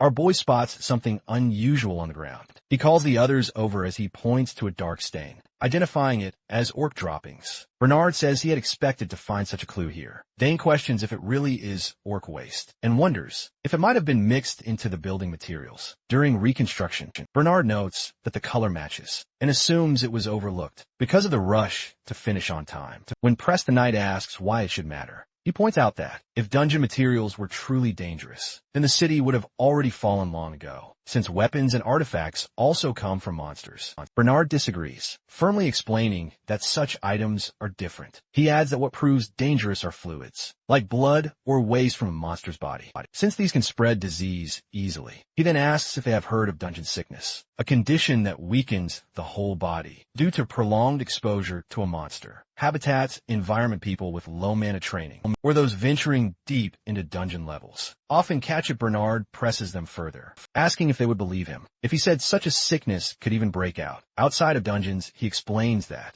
if materials from a certain dungeon region are gathered in one place, they can create an environment similar to that of the dungeon, especially in a city that has suffered a reverse flow. The density may be lower, but the sickness outside still spreads, though it dies out faster. With caution, he explains that unless someone is a very weak child, dungeon sickness has little effect. Dane repeats in shock the words "a little kid." Bernard clarifies that the sickness itself is not fatal and has no treatment. He adds, the real danger comes when someone already infected contracts another illness, which can become deadly. He warns that, since the reverse flow incident happened not long ago, the possibility of such an outbreak is high. What they must do now is track the disease before it spreads, relying only on faint clues. Our hero responds decisively, ordering them to report this to the Marquis immediately, so newborns can be shielded from outside contact. As he rushes away at that moment, Servina bursts in calling for Evan. When Bernard asks who she is, the The protagonist explains. She is a priestess from the Order of the Great, whom he trusts. She gasps that there is a huge problem, as the number of people feeling ill has skyrocketed, and the priests alone cannot handle the crisis. Dane mutters that if it proves infectious, the situation could be disastrous. Evan demands her to show him the sickness. She agrees, leading them quickly into a room, where patients lie on beds. Bernard inspects them closely and announces that the disease has mutated slightly. He will still be able to create medicine for it. Right away, he tells Evan to summon every pharmacist. From Brothers Pharmacy, our boy declares they must stop the illness in its early phase, telling the gathered workers that he needs their help. In unity, the pharmacists call it a disaster that even God's power cannot halt. Bernard calmly replies that he already knows a treatment. He admits its qualities have shifted somewhat, yet he has already analyzed that part. Evan rallies them, reminding them that, as Grandpa said, they only need to focus on creating the cure. And the pharmacists respond with cheers. Brothers Pharmacy in the temple throw themselves into the work. With the Marquise's support, the sick are quarantined, while contaminated areas are swiftly cleansed. When Calm returns, Evan thanks Bernard, while Bernard explains that the damages were minimized, only because of miraculous cooperation between those in power, the pharmacists, and the temple. He cautions him that no matter how fast they act, some losses are inevitable at the start of any outbreak. He adds that we should think, instead, of the countless people saved through their actions. Our boy answers with a steady yes, but a loud voice suddenly calls from outside. Mabel rushes in panic and cries that Lady Lizzie's condition has worsened. He hurries after her, where Lizzie's mother clutches the baby, while the infant breathes weakly in her arms. Evan's thoughts race as he wonders why, questioning if the medicine somehow failed. The chilling realization strikes him. Could it be that the cure did not work at all? As it begins, Evan holds baby Liz in his arms, while her mother asks what to do, convinced she will not make it. The protagonist refuses to give up and turns to Bernard, asking if there is another way. The old man replies, there is a medicine that can permanently boost someone's strength, but they lack the ingredients. It is a medicine so rare that even he who cleared Demon War 0 to 4 barely knows it. Our boy realizes Liz's level is 1. He recalls that EXP goes to whoever lands the last hit. Deciding this will work, he summons a slime, planning to weaken it until near death. He uses her gloved hand to kill it, and holding the slime, he urges Liz to do it, telling her she only needs to finish it off. He holds the slime in his grip, then moves Liz's tiny gloved hand to strike. The maid and others cry out, but he presses her to push a little more, while holding the monster close, and everyone encourages her. At last the slime drops to the floor, and the woman on the bed clutches the baby tightly. He whispers that it is a relief, and she echoes him. Evan's mother and father react with shock and joy, realizing Liz survived. Marquis shouts for a priest and healer, and someone remarks that Evan saved her. Before rushing to embrace him, Bernard rests a hand on his head, praising him and saying he did well. He calls the method unusual but effective, something only Evan could have pulled off. Mabel dashes in, hugging him fiercely while crying out in his mind. Velphin, an infection that once devastated a country, comes to him. He remembers it from a game, wondering how the Marquis stopped it and how many lives were lost. Thoughts drift to how, without his grandfather's and brother's pharmacy, the outcome could have been far worse. Bernard tells him not to brood, working calmly as he mixes liquids, and urges him to use what he knows to help others. He adds if that still is not enough, then it is fine to give up, because if no one steps forward, the world is not worth saving. Later at the mansion, he stands holding the baby, while Eric reaches toward him, calling out. Evan teases that she likes him more, and Eric decides to hug them both at once, pulling them together. Our boy shoves his brother away, while still holding Liz. Her father watches, then summons him closer, saying that saving her also meant saving the city and the country. When asked if it is because of his brother, Evan meets his father's eyes and declares he will become a dungeon knight captain. During training Eric D. Shiatin, Evan's older brother has been working just as hard. Our protagonist knows the Marquis must already be aware, so he decides it is time to speak up. He tells his father he wants to become a dungeon knight captain. The Marquis is not surprised, suspecting it is connected to Eric. He agrees, promising full support for his son and the Night Order. But he sets one condition. Evan can only take the role after becoming an adult. The boy agrees reluctantly, and his father advises him to start preparations now, both for the facilities and the people he will lead. He thanks the Marquis. His father warns that, if preparations are not ready by 18, the permission will be revoked. Evan accepts, and the Marquis adds that he has 7 years to plan.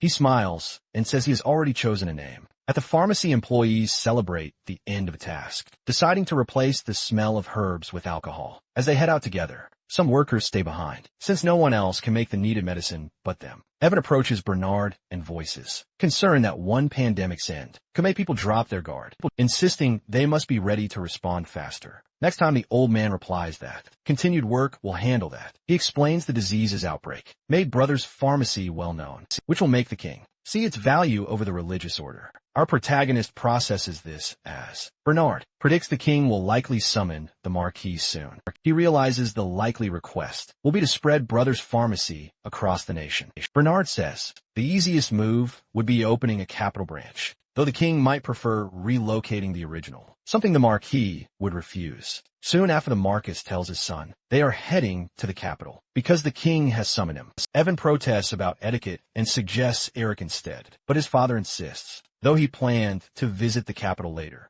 Our boy sees this as a chance to collect hidden treasures and knowledge from Demon War 3 and 4, or even from Demon War 2 and 1. Traveling in a carriage, he sits with Shine, Belua, and the Marquis after 2 weeks. They arrive at an estate. Evan recalls that Count Byron's family will be ruined before Demon War 3 begins, and concludes nothing good will come from involvement with them. A man asks if such words might negatively influence. The Marquise's judgment Marquis answers that it is fine, since a father should trust his son, and even if he is wrong, the family will not be ruined. At that moment, a servant rushes in, announcing that people from the palace have arrived, with an urgent summons from His Majesty, leaving father and son startled. At the palace, aristocrats are usually summoned immediately. When Evan and the Marquis greet the Emperor, he dismisses the formality, saying there is no need for manners between them. He adds that he is glad the Marquis is the same as ever. The nobleman replies that the same goes for him, as the Emperor asks if the child is the famous jewel of the Shitans. In response, Evan stands and gives his full name, saying it is a great honor and glory to meet this land's respectable ruler. The Emperor notes that he takes after his father, calling it the greatest praise he can give. The Marquis answers that it is an honor. Their host hums and says to get to the point, wanting to reward the boy's accomplishments with Brothers Pharmacy. He remarks that the child has done well and suggests setting up a branch in the capital as well, prompting the Marquis to begin speaking on that subject, along with adding more locations. The Emperor pledges to shield them from the Order of the Great and any opposition when pressed. The sticking point becomes the distribution rights for the pharmacy's medicinal herbs. He wants this to remove opposition, set up branches in the capital, and guard them. The Marquis argues that his success in halting the spread of disease proves the city would benefit from a pharmacy. Like Sheetans, neither side is willing to budge, and our protagonist decides he must support his father. The Emperor then turns to him, admitting he was too eager to meet in person. Unexpectedly, he tells our boy there's a garden in the palace, and that he should rest there, leaving both him and the Marquis surprised. Evan thanks him, but starts to object, until the Emperor asks if someone is there, and orders the second son of the Shurden family to be guided to the garden. Guards approach, and Evan thinks he has lost his chance to support his father. One of the men says the garden is this way, and he plans to continue slime training, while requesting to look around alone, which the guard allows in the garden. He walks while a faint blue glow seeps from his hand, as he feels a great amount of mana training. Alchemy has also changed his physical abilities, but he has no combat skills to use that energy, except for potion making with the mana issue solved. He focuses on reducing the size of summoned slimes. In his mind, a large one shrinks to a smaller version, since smaller slimes means summoning 4 to 5 at once and killing them. Doubling his training speed would be amazing, since slime training is the nation's power. Abruptly, a voice asks what he is doing. Evan jolts before demanding to know who it is. His eyes lock onto a pink-haired girl, standing before him, silently holding a worm in her hand. Stepping closer, she asks if he wants to touch it, and he shouts no. She studies him while circling with curiosity, then leans in and remarks that he is as pretty as the worm. He replies he has never heard that before. She insists worms are pretty, to which he answers by calling her a weird kid. With a thought, he recalls the pink-haired characters in Demon War, and hesitantly asks if she is Serena. He confirms, introducing herself as Serena L. Silkline, the Emperor's youngest daughter, and the cause of a major quest in Demon War 4. He recalls the Emperor, suggesting he visit the palace garden, and Serena says she is 10 before asking his age. Our boy replies that he is Evan D. Shiat 11 and the youngest of his family. She notes he is older, then calls his name, staring at him with intense eyes. She asks about the little friends in his hand and why he is killing them. In the garden, Serena looks at Evan. She tells him the little friends in his hand are asking him to save them, then demands to know why he is harassing them. When our boy asks what she means by saving them, she replies that she cannot hear it anymore and guesses they are all dead. Our boy recalls that when the princess was kidnapped by demons in Demon War 4, she was brainwashed and ruled over by powerful monsters. He wonders if this is Serena's actual ability. Since she has lived her whole life in the safe palace, she would never have known she could tame monsters. Lying will not work, since she already saw him summon them. Evan tells her it is for his survival, but he gets stronger by killing, and if he is stronger, he can endure, before summoning a slime and killing it. Serena replies simply that he cannot die. When he asks, Serena requests that he spare one, and after confirming which one she means, he feels Mirasol's necklace glow in his hand. She explains it will not attack if released, and Evan quickly suggests they move to the fountain. For safety, she agrees, and they leave the spot together by the fountain. The protagonist channels mana into the necklace and summons a small, glowing fire slime. Serena marvels at the new type. He offers it to her, admitting he cannot control it. She eagerly accepts and calls it cute. He warns of danger, but she dismisses the concern and asks if it is truly harmless, while the slime stirs in her hand. As they speak, Evan mentions training will be difficult if all slimes behave like this. Serena explains most cannot think, acting only on instinct to attack whatever they see, which makes them safe to kill surprised. He asks who told her, and she calmly replies it was Ruby, already naming the slime.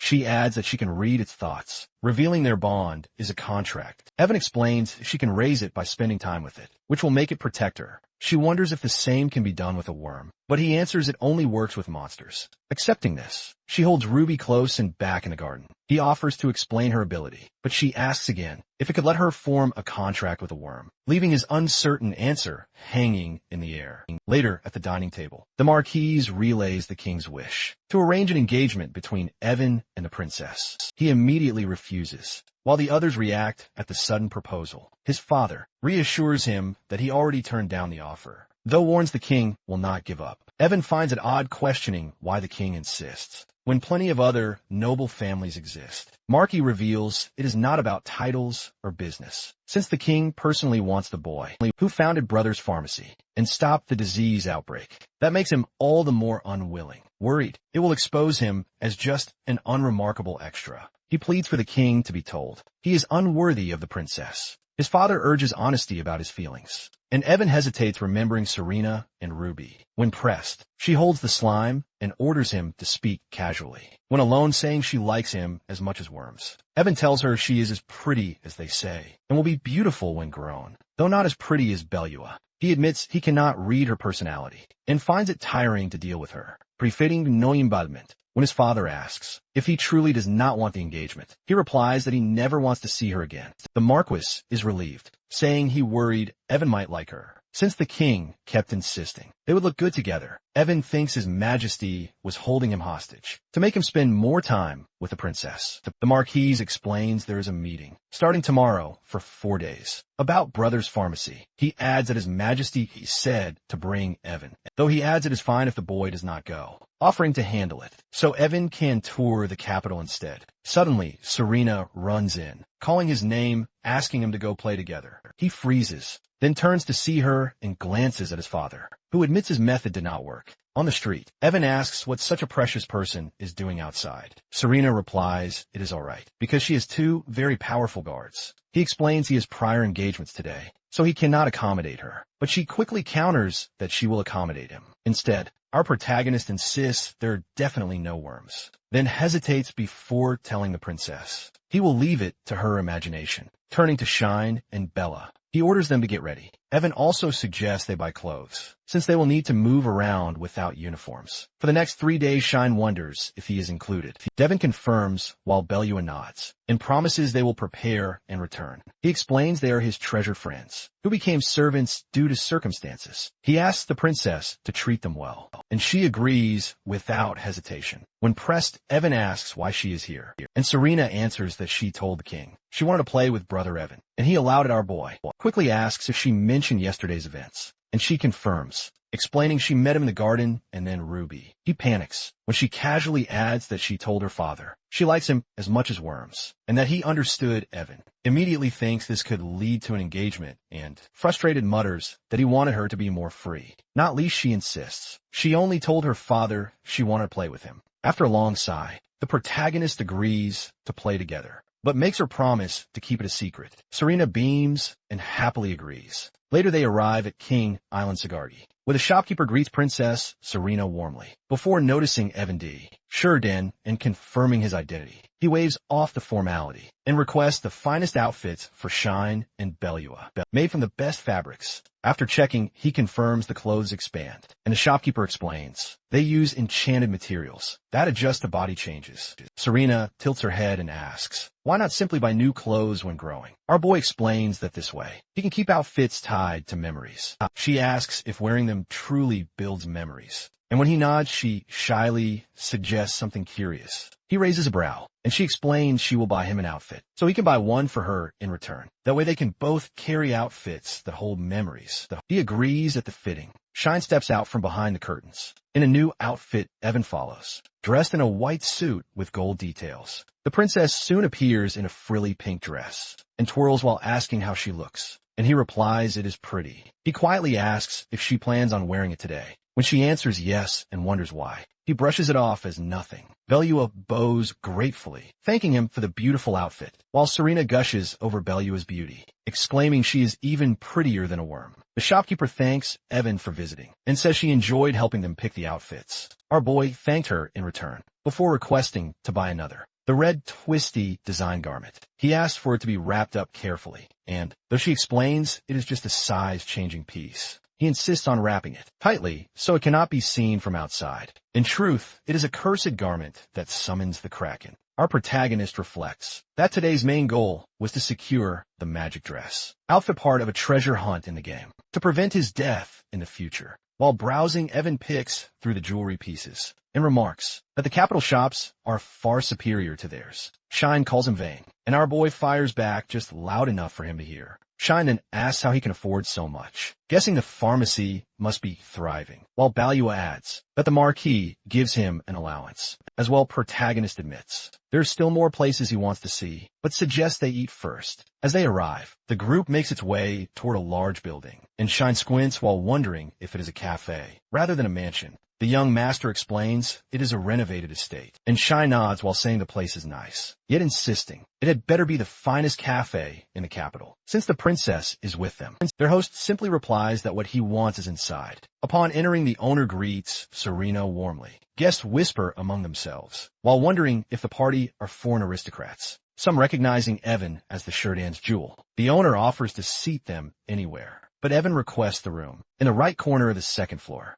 The manager hesitates, noting that customers dislike that room, and it is not used. Our boy insists, and a gold coin flips through the air. Into the man's hand, he hurries to have the room cleaned and set with the most luxurious cutlery and plates. When served, Evan begins with the soup, then moves to the salad and bread. He follows with the fish, leaving the meat untouched for later, before finally cutting into the steak. He instructs the others to take a piece of cake, and sip Earl Grey tea. He notices Shine's unease, and asks if he dislikes the food. Shine shakes his head, and explains it is not the eating order, but the strange chill in the room. A realization strikes him, and he wonders if someone else is there. Bella assures him not to worry, saying the presence will not reveal itself until after they finish eating. Sure enough, the spirit of a girl rises once the table is cleared, and Evan, Shine, and Bella watch as she slowly fades. He remarks on the event's success, before catching himself slipping into game terms, while Serena shoots him a curious look, turning to address everyone. He points out the ghost's presence, and explains they have just helped her move on. He recalls that the meal is part of a hidden condition. Eating all the dishes the spirit once loved grants a rare permanent boost to existence, level, and skill growth for the whole party. Serena asks if the ghost left anything, and he explains it was only a harmless blessing, while Bellua notes her renewed energy. Shine, still pale, asks about the spirit's fate, and the protagonist confirms she has passed on. Only then does Shine mutter if he can collapse, before toppling forward afterward. Inside the room, Bellua shuts the door and reports that she has made sure no one will approach. Evan praises her, then turns to the table, where an array of gems, crystals, and jewelry is spread out, with Balu and Serena beside him. Our boy asks if they should begin calculating today's haul. As he counts, Evan finds 32 treasures in total, recalling with surprise that he had not expected to uncover artifacts from Demon War 1. Serena looks over the collection, while Bellua voices concern about leaving them. The protagonist reassures her by explaining that artifacts possess their own durability. The princess questions why such items would be sold. In a jewelry shop, he picks up a glowing ring, while clarifying that most people are unaware of their true nature. He explains that not all artifacts appear as such, and that some only become artifacts over time, their magic awakening gradually, while others hold potential, but remain unknown if not treated properly. He adds, some reveal their power only after finding an owner, or being filled with mana. Serena recalls that the palace has a mage, responsible for managing artifacts. He remarks that ordinary people can stare at artifacts all day without recognizing them. While doing so, in a jewelry shop would only get them kicked out. Bellua realizes the jeweler must have suffered a huge loss, and he agrees, noting the loss happened because the man did not recognize their true value. When Serena tries to ask him something further, he dismisses it as a business secret. When she presses, Serena asks if she can have one. Evan tells her a person should not keep asking for things. But she offers to get him something from the royal palace. In return, he agrees, recognizing the value of her offer, and he promises to follow through. Calling it a deal, she insists it is not a deal, but a gift exchange. He tells her to pick an artifact. She asks him to choose for her, and he selects a necklace, introducing it as Tigress Glory. Evan explains it is ideal for tamers, boosting their success rate and allowing them to create a barrier by infusing it with mana. The princess calls it perfect for her, but as soon as she wears it, the necklace glows. Our boy notices this unusual response and wonders if its properties have shifted from what he knew. Serena announces that her knowledge as a monster tamer has increased and declares the necklace suits her perfectly. Evan agrees, and she accepts his request to listen to what he wants. In return, he tells her to make sure that if the item he wants is in the palace's storage, she must bring it to him, and she agrees with a smile. She promises to bring him the item. She even jokes about taking her father's ceremonial sword, which he immediately rejects. Later, as she prepares to leave, Serena confirms she only needs to bring the item he mentioned. Evan reflects that the artifact he wants is not valuable to most, so the king should easily hand it over if she asks. Turning to Bella, he suggests choosing something for her as well, but she denies expecting anything and points out his earlier words about making a deal with the princess. He replies that this is not a deal, but simply a present, a gift he is giving her. When she looks at him, he pulls out earrings. He tells her their name is Volcanic Spirit Earrings, explaining that they increase mana recovery and amplify all flame attribute magic. Bellua asks if it really is what she thinks, and he confirms, adding that they are usually paired with the snow. Mountain Spirit Earrings. She says she cannot accept it, questioning how she could have the same treasure as her young master when he asks if she is rejecting it. She replies she is not worthy of it. Our boy insists she cannot reject him. With insistence, he places the red earrings in her palm, urging her to whine sometimes. Instead of bottling things up, Bellua warns that releasing all her emotions toward him might cause trouble. The protagonist tells her to speak up. If something bothers her, claiming he can fix problems. She agrees and puts on the earrings, thanking him, then asks him to call her Lua from now on. On the second day, Evan declares his treasure hunt for items that will protect him and decides to leave the aristocratic streets to explore hidden shops scattered across the capital. Speaking to Shine, he remarks that they will be busy and hopes the princess leaves soon. Our boy then pauses and looks at Shine with suspicion, since his expression is unreadable. Noticing his condition, our boy asks Shine what is wrong with him. He reminds him he passed out once yesterday, but seemed fine after returning to the mansion. The protagonist jokes that he looks like someone who just went through a breakup. Shine mutters that his body feels heavy. Evan wonders if he did not get the buff, explaining that his own body felt better immediately. Shine replies that he thinks he received the blessing, while still feeling chilly. He adds that his body and arms remain weighed down.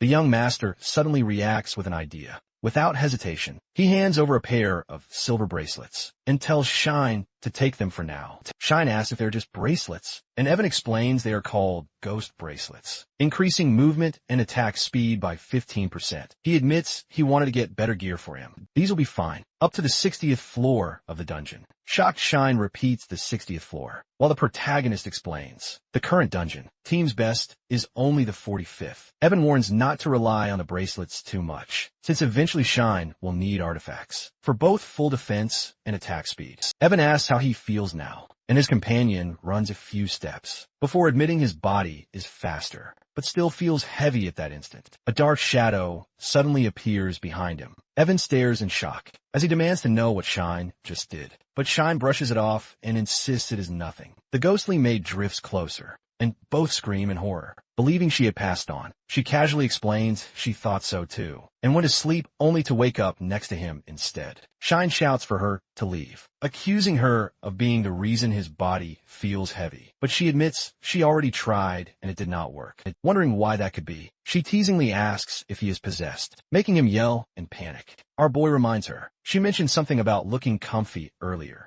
With a grin, the ghost answers that the bracelet looks comfy, saying it feels nice just to look at. She asks if she can go inside, claiming it will fix Shine's chills and heaviness. He shouts for her to get in immediately, and she happily thanks him, ignoring Evan's protests as she dives into the bracelet. The protagonist realizes this is an event he never saw before, one that never happened in Demon War 4. When the bracelet first appeared inside, she comments on how cozy it feels. Thinking about the name, Ghost Bracelet, he realizes it might have been meant to hold a ghost. From the start, he speculates this event simply never occurred in the game, meaning they just uncovered a new feature. He wonders if the bracelet became a growth-type item because of her Shine notes. It does not look any different from when he first wore it, but Evan tells him to see it as a good thing. Shine disagrees and points out the ghost is still there, though she simply says she likes it inside. A knock at the door draws their attention, and Bella and Serena step in to tell the protagonist they are ready to head outside. He keeps the day's destination a secret, telling Shine to hold off for now. Serena steps forward and hands him a box, saying it is the gift she promised before they leave. Inside is a short sword, making his eyes widen as he realizes it is the Limit Breaker. He remembers it's an item from Demon War 3 that normally requires massive contributions to the royal family to obtain. Serena curiously asks what it is, and he explains it is an item that breaks limits, though he puts off explaining further. He thinks to himself that with this, he can surpass the capacity limit of artifact equipment, since for someone like him, who can still die, even with multiple defensive artifacts, having a 6th artifact is necessary. Lifting the dagger, he activates it with the word limitless. Energy surges as a golden lock appears over an empty artifact slot. Chains shatter and the slot unlocks. Breaking fully apart, Shine asks what just happened, and Serena observes and wonders if that is how it is used. Evan replies that it is hard to explain, but notes it increases his artifact capacity. She understands, before guessing he will look for more artifacts, which he confirms as they walk. Evan seems exhausted. Serena asks why he's not buying much, even after 4 hours of visiting different points. Our boy wonders if the artifact he gave her has some kind of stamina increasing feature. She then asks where they should go next, but he suggests eating first, and mentions a place nearby that he knows well. Shine curiously asks about it. The young master tells him not to think much. When they arrive, the group finds themselves before a large building. Dane asks how he knows the place. The protagonist explains he has heard it is popular. Amy's Kicking is an important location in Demon War 2, and again in Demon War 3, a place where party members can be found, and main events take place, even attracting the Silent Night. Shine voices concern about alcohol being served, but Evan brushes it off by pointing out they are with guards, and it is daytime. Dane says it is fine, as our boy's focus shifts to another reason for coming, the gathering of the kingdom's top mercenaries, and the captain warns the other guards to stay alert. In a place full of rough types, they enter the restaurant, and Evan asks for a large table and 7 servings of the Kicking special. Shine observes the place, remarking that strong people are gathered here. Our boy confirms it, saying this is where the country's strongest gather.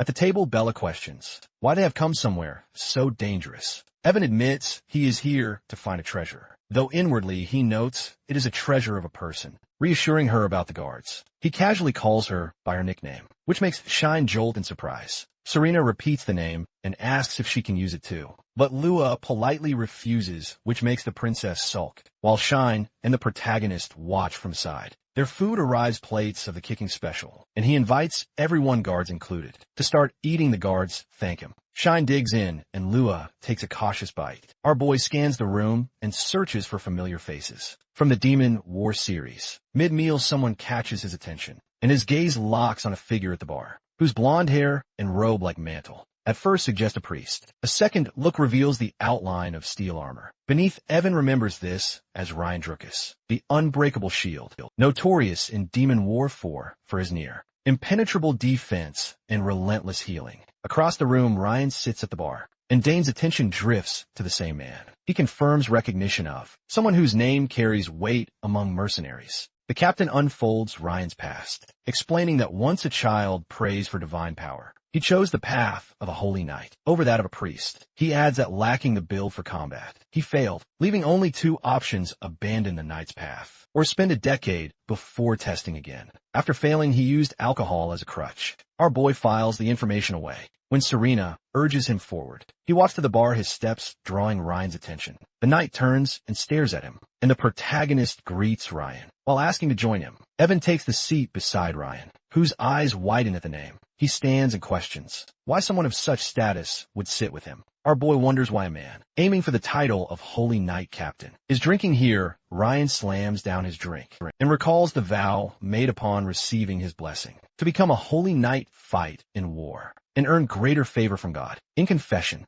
Ryan explains he is a student of a fallen aristocrat. From abroad, he informs that he was born with high mana, but no aptitude for magic, urged instead toward priesthood. While trying to protect someone, he received a blessing and changed his goal to becoming a holy knight. Despite training, none of the countless weapons suited him. He admits he is not only bad with weapons, but terrible at combat, earning disapproval from all his instructors. Everyone told him to give up, yet he refused, insisting that the power given by God was meant for protecting others, not for casting healing spells from backlands. Curious, our protagonist suddenly asks what the power was called. Ryan replies, it is the Guardian's blessing, a gift only given to those willing to sacrifice themselves. He explains that his blessing forces enemies to attack him instead of his allies, and though it is always active, he says that it grows stronger when he uses the Holy Knight's divine shout. Evan acknowledges it as the perfect ability for someone meant to protect others. Ryan agrees, but then laments that he was never given the strength to fight, wondering how he became so pathetic. Our boy presses him on how he saved people when he received the blessing, reminding him it is for protection, not combat. Ryan admits he used his power to lure monsters after him, running until he was far enough away. He thinks it pitiful. Evan disagrees with him and says that it is awesome. He insists that, while skilled fighters fighting is normal, it takes real courage for someone who cannot fight to step forward, though doubtful. Ryan listens as our boy calls him a hero for protecting others, knowing his blessing was not for combat. Ryan admits no one has ever told him that before. Our protagonist hopes he will now declare he can become a great holy knight. When asked if he feels better, Ryan admits he does, at least somewhat. Evan tells him he can become a great holy knight and says he believes it in reply. Ryan shakes his head and explains it no longer matters to him. Leaving Evan shocked, Ryan clarifies that he no longer cares about the opinions of others, since listening to Evan has helped him make up his mind. From now on, he will focus on what he truly wants to do, vowing to protect others no matter what anyone says. Our boy thinks it turned out better than expected. With resolve, Evan steps forward and reintroduces himself as Evan D. Sheridan, second son of Marquis Solane D. Sheridan, ruler of Dungeon City, Sheridan. Ryan introduces himself as a descendant of the Druckus family that once stopped the dragon breath. Ryan Druckus, he thanks Evan for listening, saying he gained the courage to move forward. Because of him, Evan reflects that God must have had his reasons for granting Ryan such a blessing. At last, our boy explains the Marquis position will not go to him, and when he becomes an adult, he will create his own Knight Order. Extending his hand, he says he wants to hire Ryan into his future Knight Order. He is someone who has the power to protect others, and more importantly, the will to protect others. He asks him to work together to protect their city. Ryan replies that it is an undeserved position, and such honorable work, he adds, if Evan is offering it. Knowing his shortcomings, then he intends to give it his best. The two shake hands, and our protagonist tells him he is now a part of his Knight Order. As chests burst open, gold, jewels, and artifacts spill across the room, Marquis demands to know what is going on. Evan explains he's stumbled upon it by luck on the way back and plans to use it to fund his Knight Order. He then introduces Ryan to his father,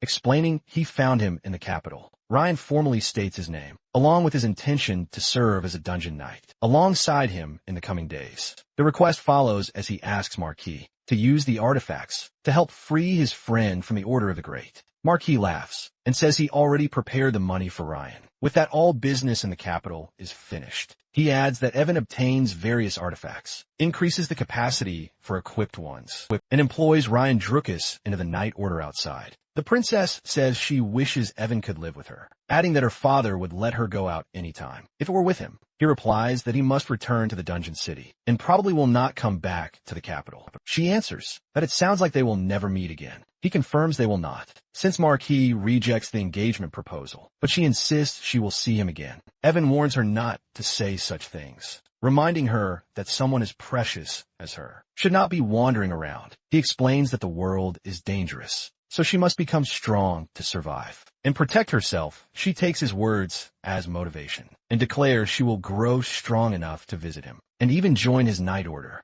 Our protagonist sighs before telling her to do as she wishes. If she can truly become strong enough, she responds that she will. And before parting, she asks that the next time they meet, he calls her by a pet name Ray. On the road, the carriages travel away from the capital. Ryan remarks that danger will come in their master's way. Shine agrees and clarifies that multiple dangers will be waiting. Ryan compares his ability to read the secrets of the world to a rare gift and reflects that such threats must be the cost of it. Shine only sighs and agrees, adding that protecting their master's life takes priority over the dungeon city, since there would be no night order without him. Ryan vows to raise his sword anytime to protect him, but Evan points out he is bad with a sword. Ryan admits he forgot that lack of skill, and his courage our boy clarifies that he only meant. Ryan is bad at combat, not useless with certainty. He reminds him that his true talent lies in protecting, and that God did not bless him for no reason. Ryan asks how he can protect someone when he cannot fight, and the answer comes simply. He does not need a sword to protect, only the weapon that fits his talent. Ryan realizes and asks if he means a shield. Evan confirms, explaining that the day Ryan went up against that monster, he had already found his combat method. Our protagonist says he redirects enemies' focus onto himself and brings them down while keeping others safe. He then asks what more he would need than that. He questions Ryan about ignoring past events, and he admits it was out of embarrassment, though the idea sounds plausible. Evan notes that a group could make it work, and says Ryan's talent is ideal for coordinated battle, leaving Ryan to call his own past stubbornness pathetic. Ryan admits wielding a weapon is not always the answer. While looking at our boy, he says the experience is now a proud memory. He vows to train with a shield, explaining that if he can use it to protect others, he wants to fight alongside a group in battle. Our protagonist tells him to focus on defense and leave the attacking to others. He imagines their alliance, with Shine as the unbreakable shield, Ryan the silent knight, and Belua the blood witch, united as one formidable group. When asked, Ryan wonders if Evan intends to fight as well. He thinks the knight captain's position would make his participation obvious. Shine questions if such risk is necessary, as Bella tells the captain there is no need for him to fight at all. He thanks her and explains he is required to enter the dungeon, assuring them he will support the team. Without direct combat, he reminds them that he has been studying alchemy. Under Bernard, Ryan reacts with surprise at such high-level training still existing. Evan explains he is simply lucky to have met a skilled teacher, promising to support from the rear, while Shine and Bella vow to keep him safe. As they arrive, the carriages enter Styma, a hot springs town. Shine admits he has never been to a hot spring before, while Belua confesses the same. Ryan says he has never visited one either, and it is also Evan's first time in this life. Marquis wonders if our boy can handle the hot water, but he answers that the hotter it is, the better it is for the body. He refuses to miss the chance. While returning from the capital, Marquis remarks that hot springs do not care about status, unlike humans, but adds they still care about gender. He tells Bella she will have to go to the women's side, which makes her react sharply, as she tells Shine to be quiet. At the end, the group arrives, and our boy steps inside, finding Shine and Ryan unpacking in their room. He asks if they are finished. Shine wonders why he is there, recalling he was supposed to visit the hot spring with the Marquis, but Evan replies he chose to rest first. Shine then asks if they will visit a dungeon nearby, guessing that is why the captain stayed back. Evan denies it, reminding him he is not strong enough for that yet. Shine presses him on why he even mentioned it, and Evan says they will get to go eventually. Brian explains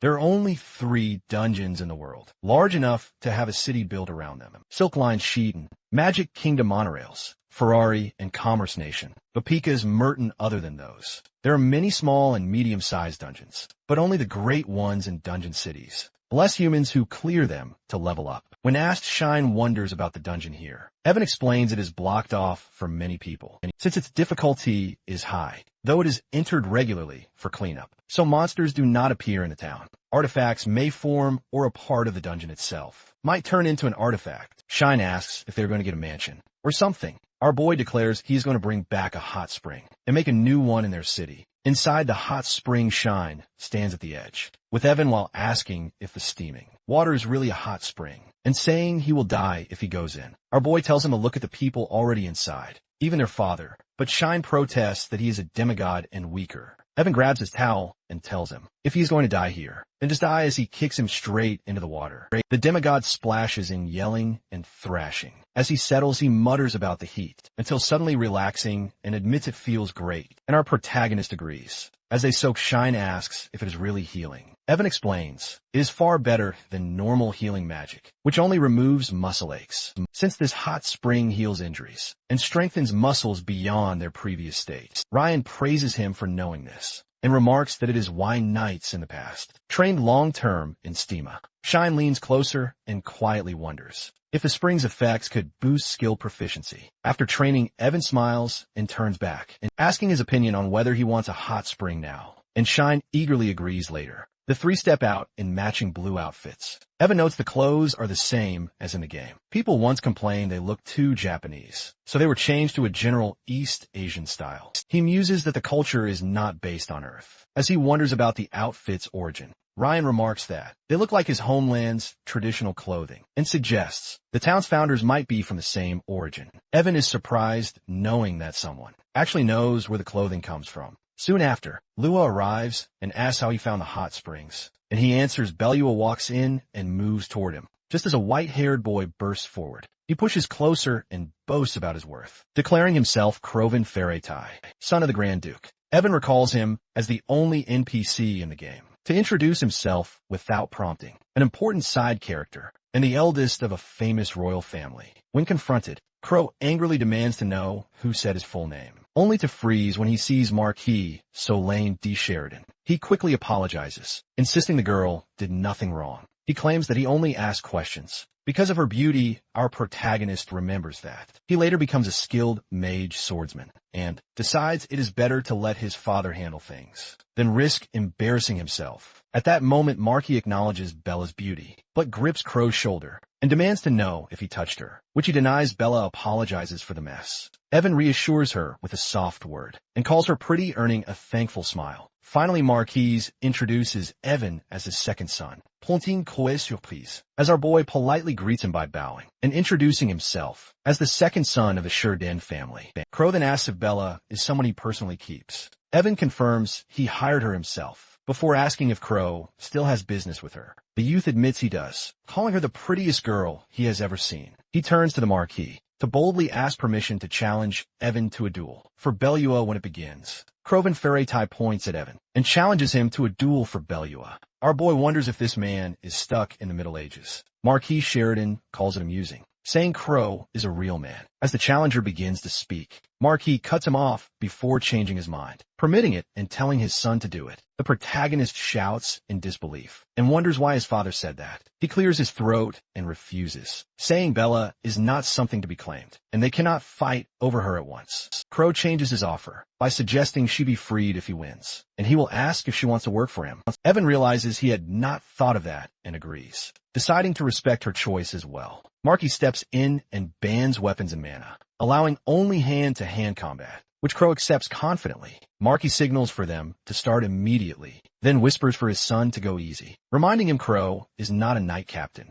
As the duel starts, Evan steps forward to face his challenger. He agrees, on the condition that neither of them holds a grudge. Afterward, Crow accepts without hesitation. Our protagonist slams his foot against the floor and settles into a stance, while Ryan, Bellua, and Shine watch intently. The challenger flares a blue aura as he pushes forward, accelerating and closing the gap in a burst of speed. Evan decides to dodge and test his reaction. When the strike misses, he slips aside, spots an opening, and lands a blow that sends Crow flying backward in a burst, leaving him unmoving on the floor. In disbelief, Evan comments on the outcome, and Shine explains it happened because he actually hit him. Still unconvinced, our boy presses for clarity, until Shine provides an explanation, and Marquis declares him the winner. Afterward, the protagonist recalls Crow's background, remembering his training in both magic and swordsmanship from an early age, a combination that should have made him a stronger opponent. He reasons the weakness comes from focusing on magic over combat.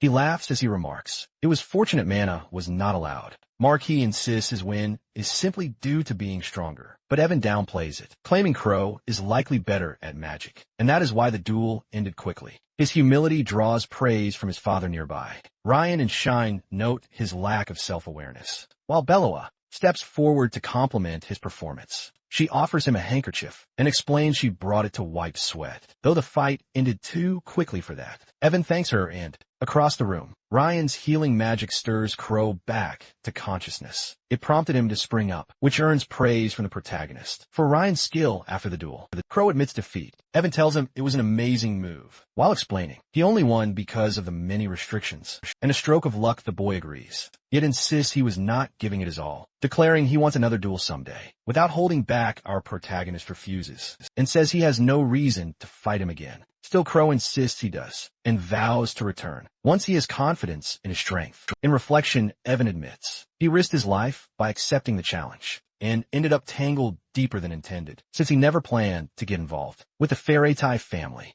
Shine offers to handle Crow if he causes trouble again. He tells Evan not to waste his time, and our boy praises him for the thought. At that moment, Marquis notices Melthor's presence and decides it is proper to greet him. He tells the group to rest while asking his son to join. Evan complains, but his father insists, and reminds him that as an aristocrat, he must socialize and cooperate with others. To protect the world, the kid understands, but dreads dealing with the Fairies. When they meet, Melthor greets Marquis warmly, and Marquis replies that he is in good health. Before complimenting Mrs. Fairy-Tai on her beauty, she thanks him graciously, then shifts her gaze to our protagonist, and remarks on how handsome he has become. While asking if he remembers her, he answers politely that he faintly does, begins to greet her properly, but she insists he call her Mrs. Fairy-Tai. Marquis notes that Evan's eyes resemble his own, as Mrs. Brody recalls his age, before realizing he is the same as their daughter, Alicia, calling the girl forward. As Alicia approaches, she greets the Marquis politely, and our boy remembers she never directly killed him. It was always the root cause. Marquis compliments her looks, and she thanks him.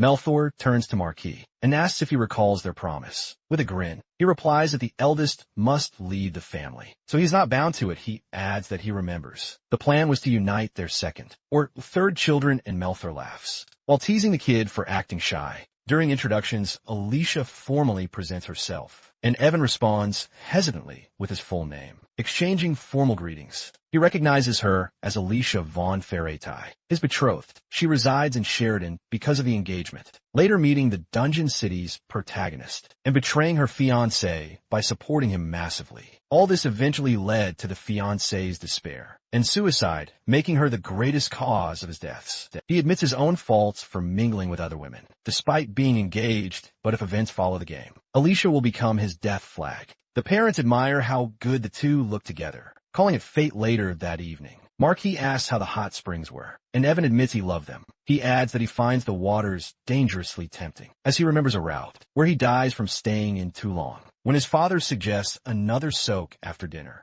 he agrees, but adds that they should build one in their own city as well when the idea is raised. Evan's father admits that having hot springs in their city will be great. He explains that creating one requires the right environment, which makes it nearly impossible. While hot water can be produced, a true hot spring with special benefits cannot be achieved with only that. Our boy admits his father is right and asks about how geography changes when dungeons form, pressing for the reason. Marco recognizes his interest and explains that when objects powerful enough to influence the environment exist, or when a monster of immense strength is present, a dungeon naturally forms. Now, a powerful mage who has fully mastered their abilities can also alter the environment to form a dungeon, though the exact workings remain difficult to understand. Evan asks if a hot spring could be created instead, using a powerful enough item. His father considers the possibility, noting it might work if the item shares properties with a hot spring, though the formation time would be uncertain. Evan explains that having a healing hot spring in their city would greatly boost dungeon raid efficiency for explorers and is suspicious of his intent. Marky asks if he already has an idea. At night, workers dig under Evan's watchful gaze, and one asks if this is truly the right spot. He confirms while explaining that something valuable lies buried near the dungeon. They question the rumor's source, but before finishing, Ryan calls out and claims to have found something. From inside the pit, they reveal a large stone slab. After a month away, Evan returns, and talk quickly shifts to a sudden bathhouse business idea. His father assigns Eric to listen closely. As he explains the plan, he emphasizes that location is everything, since the bathhouse should be near the dungeon. He adds that it should not too be far from the pharmacy, and directly on the main road. Large space is necessary, since they cannot open multiple small branches, so the hot spring must be big, while the entrance fee will be set high to match its size and appeal. In discussion, Marcus remarks that if the brothers' pharmacy is targeted at peasants, then the brothers' bathhouse is aimed at explorers. Evan insists the hot spring's effects are worth the price, since being healed allows them to return to the dungeon sooner. Eric adds that it would help develop the dungeon city, further calling it a perfect business plan. He wonders how the temple will react, since the hot spring has healing effects. Our protagonist replies that they are on good terms with the temple, and the priest will come too. Privately, he thinks it will be more popular than Steama's hot springs. In Demon War 3, with a healing hot spring nearby, he can survive easier. And he mentions that they also have Mr. Bernard to raise the medicinal efficiency of the water. As Bernard steps in, he tells Evan to move his hand. He admits he had wondered what Evan was doing in the capital, and complains that he came back with a hot spring. He asks if it is the stone slab, and our boy answers yes. He promotes Bernard to explain that this is a part of the dungeon core, strong enough to change environments, but unable to create a dungeon. Evan agrees and says he cannot be the only one to use such good water, and asking Bernard if he likes hot springs. Eric remarks that it is expected, since Bernard has created cures for diseases. The alchemist examines the slab and concludes it is impossible to change it. He adds that it will serve as the origin of the hot spring. Boosting its effects, he tells Evan the rest can be handled through alchemy and medical botany with conviction. Bernard declares they will make a better hot spring than steamers. He asks to use it for free, for himself and the brothers' pharmacy, and Evan agrees. He then turns to his father and asks for land near the bathhouse to establish a dungeon knights training facility. Marquis asks why, as Evan explains that the knights can train, and then go straight to the bath. Marquis claims it is a great idea. Our boy thinks the hot spring will make the knights stronger and raise his survival chances. Bernard tells him they should get started right away, and asks him to help too, and Evan responds eagerly. At the construction site, workers haul timber and hammer at the framework, while Evan guides positions and adjustments. Two men carry a beam past a mark column, etched with a magic seal inside. Bernard examines the man-powered machine and warns that the stone's output cannot sustain the entire setup. Our protagonist adds that the goal is a fully functional facility. From the start, Bernard stresses the importance of a solid foundation, then cuts in again to insist the current setup will not work. He adds an extra artifact is needed, alongside the mana stone. He explains the need for a mana aggregate, one that can endlessly produce mana and sustain the facility's core. He declares they will need at least 5. In response, our boy quickly identifies it as the monotank process. Surprising him, Bernard admits it would boost efficiency, but laments trading away his old artifacts. Evan asks about their whereabouts, prompting the man to admit they are gone, and the youth produces several artifacts from his own collection. He announces that they can use what he brought from the capital. Bernard eyes them suspiciously and wonders if he raided palace storage. Our protagonist replies that he took them from across the city, most from a jeweler at last. The alchemist nods that they will work, and our boy offers to help, seeing the task as perfect alchemy training. Later in the training yard, the knight captain approaches Evan. He reminds him not to neglect combat practice, stressing this is the age where growth matters most. Evan acknowledges him, but the knight brings up the report about a duel with the Ferretai family's son. He notes that the young master has already made a name for himself in martial arts and warns that more challengers will now seek him out. Evan waves it off and insists he did nothing special, but the knight is certain otherwise and offers to teach a dungeon-learned skill. to protect his reputation. Without delay, he reveals it is a martial arts move, meant to dominate the battlefield. Heaven's weight before his eyes. Evan watches energy gather in the captain's fist. As his body becomes wrapped in a swirling, heavy aura, he explains the skill's purpose: to infuse each movement with immense weight. He says the young master can use it with greater efficiency. Our boy questions if the skill can even be taught, but the captain ignores him and charges forward, forcing him into a frantic defense.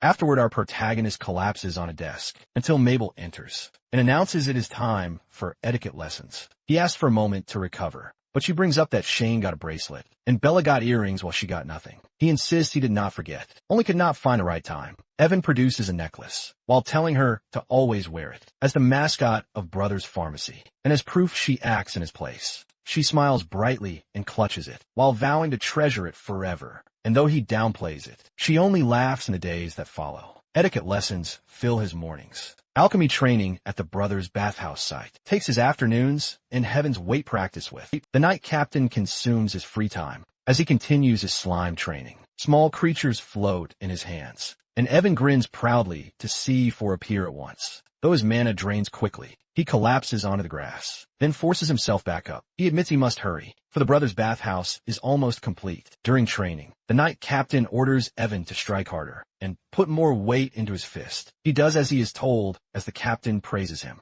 He explains that heaviness is the key to Heaven's weight, since once he grows accustomed to it, he will be able to infuse mana into his punches for even greater force, calling him a combat genius. The captain admits he was not even sure the skill could be taught. Our boy complains that uncertainty is no excuse, and Bella steps in with a towel, which he accepts with thanks. On this day, the brothers' bathhouse officially opens, while the marquee points out the design. Our protagonist notes how Steema's style leaned heavily oriental. He explains his choice to give the place a more Western design shine, notices a strange device that catches his attention when they approach the vending machine. Evan explains how it works by inserting a silver coin, choosing a drink, pressing the button, and receiving it. He demonstrates by picking coffee milk, which drops into the tray, and Shine tries it for himself. As he continues, he describes the build, mentioning space, expanding artifacts, and cooling magic powering the custom vending machines. In both changing rooms, Bernard recalls how troublesome the project was to assemble and tune.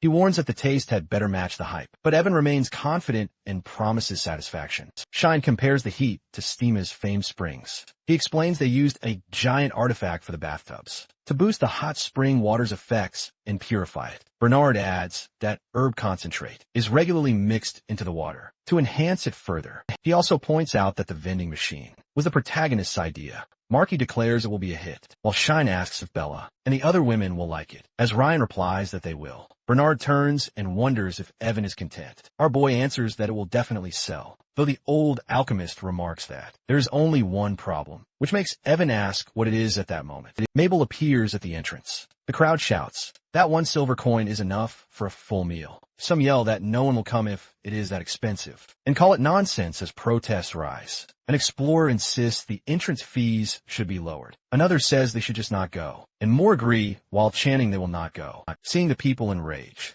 Mabel calls Evan, but he assures her is fine. She greets a customer, who drops a bag of coins on the counter, and Evan explains there are explorers in the city who spend a gold coin to travel between the 30th floor of the dungeon. He adds, if they try the bathhouse and pay 20 silver coins, the results will speak for themselves. Inside the bath, an explorer mutters that it is insane, while one feels his energy recover quickly. From a fresh herbs, another man says, it feels like his soul is being purified, and declares it worth every coin. A big man stands in the steaming water. He orders others to inform the guild that anyone not bathing in the brothers' bathhouse before dungeon exploration will not be allowed to go. Evan thinks that efficiency is much higher this way. In the bathhouse, one man cups water in his hand, while calling it a miracle. Another declares that God must have made it to cleanse their souls. Evan thinks people will eventually have to admit the brothers' bathhouse is worth paying 20 silver coins. He adds that once rumors spread, even explorers who consider the price too high will still come at least once.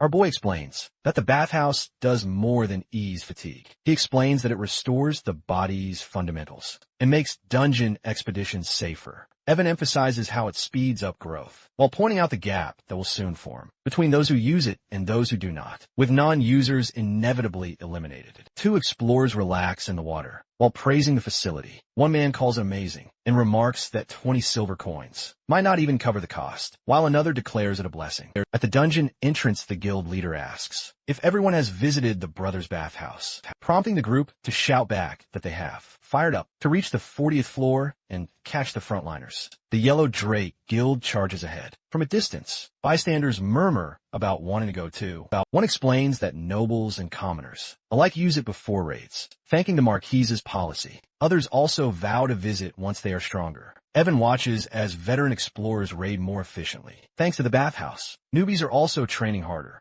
while dreaming of trying it someday. With the entry fee and exclusive drinks only adding to its allure, entering becomes a privilege, reserved for high-ranking explorers. Later, the Marquis reviews papers. He notes that everything proceeds exactly as Evan planned, with profits soaring. He realizes that the pure profits from the bathhouse exceed those of all four brothers' pharmacy branches combined. For frontline explorers, it is great. He considers it even more suited to lower floor adventurers and slum citizens who cannot afford priestly help, since the pharmacy caters to a different crowd. The difference in profits is natural. He also sees that the money poured into the bathhouse also far surpasses what was spent on the pharmacies. The Marquis explains that the cost must come from his own pocket, recalling the vassal's outrage. A heated meeting takes place in Marquis' office, where a guy slams the desk in fury. He says they were not allowed to invest, accusing bias since the project belonged to Evan. He insists on loyalty but demands answers, only to be told to calm down. Marquis clarifies he never invested in the bathhouse, and that it accepts funds only when short on resources. Mention of pharmacy profits follows, revealing Evan contributed both skill and personal funds. Man leans back stunned, admitting he never imagined it. Evan muses that some vassals are far too obsessed with money. At that moment, he gestures toward Randolph as an example of greed. Marca declares the bathhouse Evan's alone, untouchable by others. He says greed always follows the scent of coins, yet he praises the boy's progress. Though with an apologetic sigh, he admits Evan may be carrying too much too soon. Our protagonist reassures him that it is fine, privately reminding himself that every move he makes is to avoid death afterward. He works on pricing adjustments and unveils his next planned special membership system, ranked by contributions to dungeon raids. He lays out the tiered cards and explains how higher ranks will push people to work harder, strengthening both the bathhouse and the city. Mabel remarks it could motivate citizens, and Evan agrees. He also adds that it will forge a city less reliant on a single chosen hero. Finally, Mabel admits she does not fully understand, but insists he is already invaluable. She says that she cannot imagine the city without him, and calls him someone the dungeon city needs. He refuses to let himself die or watch the city fall. Knowing a world bound to one hero risks disaster, Evan vows to change it by building an order where the city thrives on its own, securing not only its survival, but his own inside the pharmacy.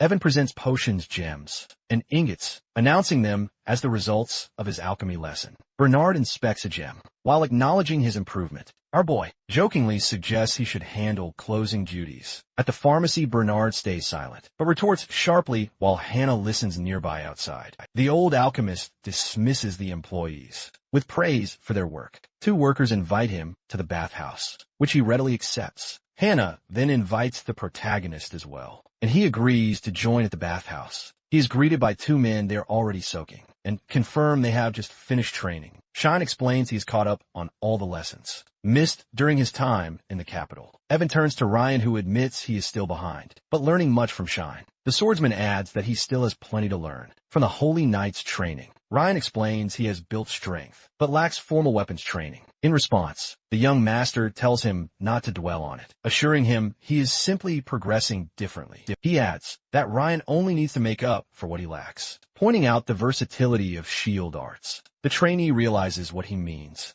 The alchemist confirms that he will begin shield training tomorrow, with everything already prepared. As he walks away, a familiar voice calls to him. He sees Servina and Hannah both greeting him. After a long time apart, he greets Servina and asks if she visits often. which she confirms. He acknowledges the hot springs benefits, but warns her that drinking beer will cancel him out. She then asks about his guard, and Ryan introduces himself formally. He explains that he is training to be worthy of standing beside his master. Anna mentions she works at the pharmacy, while Servina shares that she is at the temple. Later, in a training yard, our boy presents a large shield he found in storage. Ryan thanks him, declaring that he will protect him with this shield. From now on, our protagonist shakes his head and tells him no, explaining that the shield is not that great. He adds he is only giving it for training, warning him never to use it in real situations. Ryan protests that he should have been told earlier. Evan adds they would both end up dead if he tried to use it for protection. When asked what he means, Evan asks Ryan if he has ever heard of a cursed item, which makes Ryan react. Evan explains that cursed artifacts exist, items that can weaken their owners. When Ryan wonders if the shield is one of them, he shakes his head. Evan says that sometimes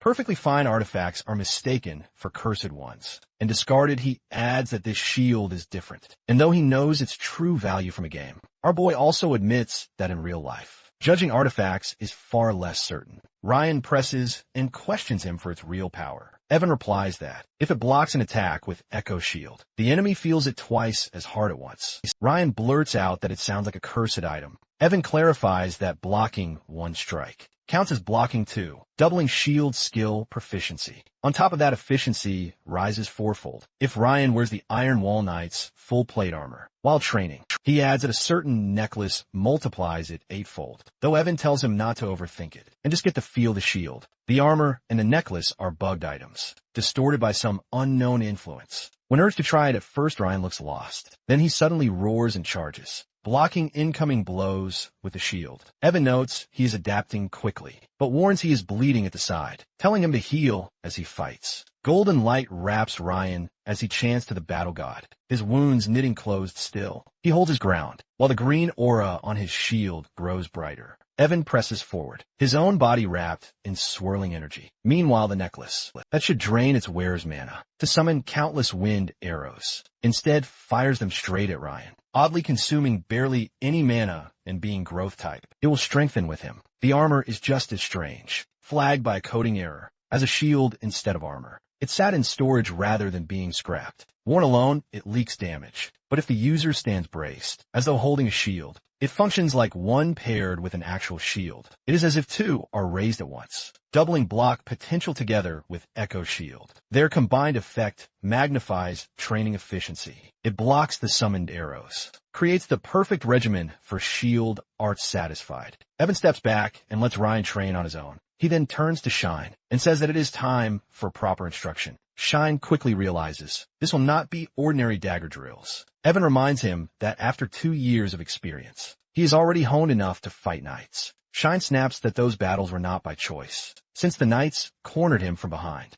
when he was training alone. Even so, Evan points out, it sharpened his divine sight and combat sense. Shine mutters about the butler's transcendent sight skill. The young master admits that at first, he only wanted his friends to survive the dungeons, but now they have grown strong enough to enter one. Though Shine knows, he has not yet reached the strength he needs. During training, Shine admits he is still not strong enough, and Evan agrees. He says that is how it is for a demigod. Our boy draws one of his twin blades, and explains it is a skill he learned with them, calling it Bloody Shadow. He explains the more blood coats the daggers, the faster his movements become, and it even restores stamina. Evan replies that it is a fitting skill for someone who specializes in fighting multiple opponents. He adds that it is a technique that improves with experience and becomes even more powerful over time. Our protagonist insists it can only develop through real battle, but the alchemist counters. He tells him to simply get blood on the blades instead. Shine wonders if he is being told to kill people. Evan quickly clarifies and produces several bottles filled with red liquid. At that moment, the boy asks if it is truly blood, and Evan confirms while explaining it is monster blood. He adds it is mostly from goblins, with each bottle containing blood from different creatures. Bloody Shadow boosts physical abilities, but strains the body. It makes it dangerous to train with. As a child, he had originally planned for Shine to gain dungeon experience first, Now he believes. The demigod has grown stronger than expected. The youth agrees and credits certain local facilities that help replenish stamina, saying he can train the skill faster than anticipated. Evan explains, further saying that training is not about how much blood coats the blades. He adds that it is about how many different types are applied within a set time, alongside how much movement occurs in that span. It makes Shine realize why so many kinds were prepared. The young master instructs him to coat the daggers in a specific order. He explains that running 100 meters back and forth after each application is the most efficient training method. The Shine stands there shocked, admitting he is worried he will be mistaken for something dangerous. Evan asks if he would rather stick with his current training, and faced with the choice, Shine panics before quickly agreeing to follow the new method. Meanwhile, our boy begins to think of Bella, who always leaves after finishing her duties. She says that she's going to work on her lamp training, though he senses she definitely has a secret. Evan never asked before since he assumed it was nothing bad, but now that they must enter the dungeon together, he feels the need to confirm her progress and resolves to uncover the truth. 2 hours later, he searches everywhere she might slip into alone, yet finds nothing. He thinks that she would not hide somewhere easy if she truly had something to conceal. A voice calls out, and Madame Miriam stands nearby, holding Liz and flanked by maids. She notices Evan rushing around and asks what he is looking for. He greets her politely until she waits for his reply. He apologizes for being busy and asks if she has seen Bellua. He explains he has urgent business with the girl, but cannot find her anywhere. The lady seems surprised and asks if he still does not know that Reedon has been teaching Bellua tea ceremonies, flower arrangements, and manners. And Evan reacts in shock, questioning why his mother would teach her such things.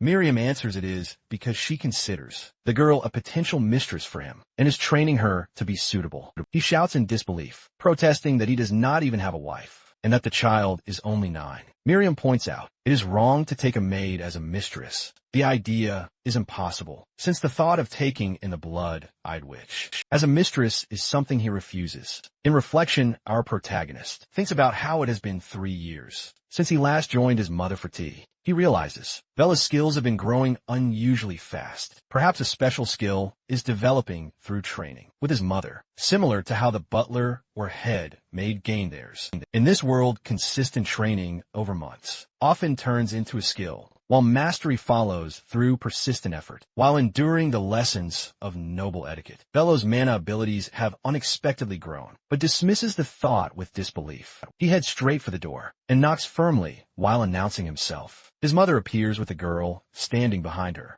Evan addresses Raiden directly, asking why she hid the fact that she is a mage. She meets his stare, while acknowledging that he has discovered the truth. Across from his mother, Evan demands to know why she has hidden her identity, questioning if his father is aware. Raiden admits he does not know for certain, but has likely guessed. She explains that the Shurden family is infamous for lacking magical talent. He adds that, however, Eric turned out to be very good at it. In response, the protagonist agrees to answer and lists 4 reasons. First, the tea she and Bella were drinking was ironic. Second, the notebook by the teacups, an artifact designed to encrypt what is written inside. Third, an old lamp that still glows faintly after being turned off. It all proves that she had been using it right before he arrived. Fourth, Bellua's rapid growth could not come from lamp training alone. He says that it means his mother had been personally teaching her. Redding remarks on his ability to gauge others' progress and observes that he has secrets of his own. He adds one more point by saying that, while his father has been aging,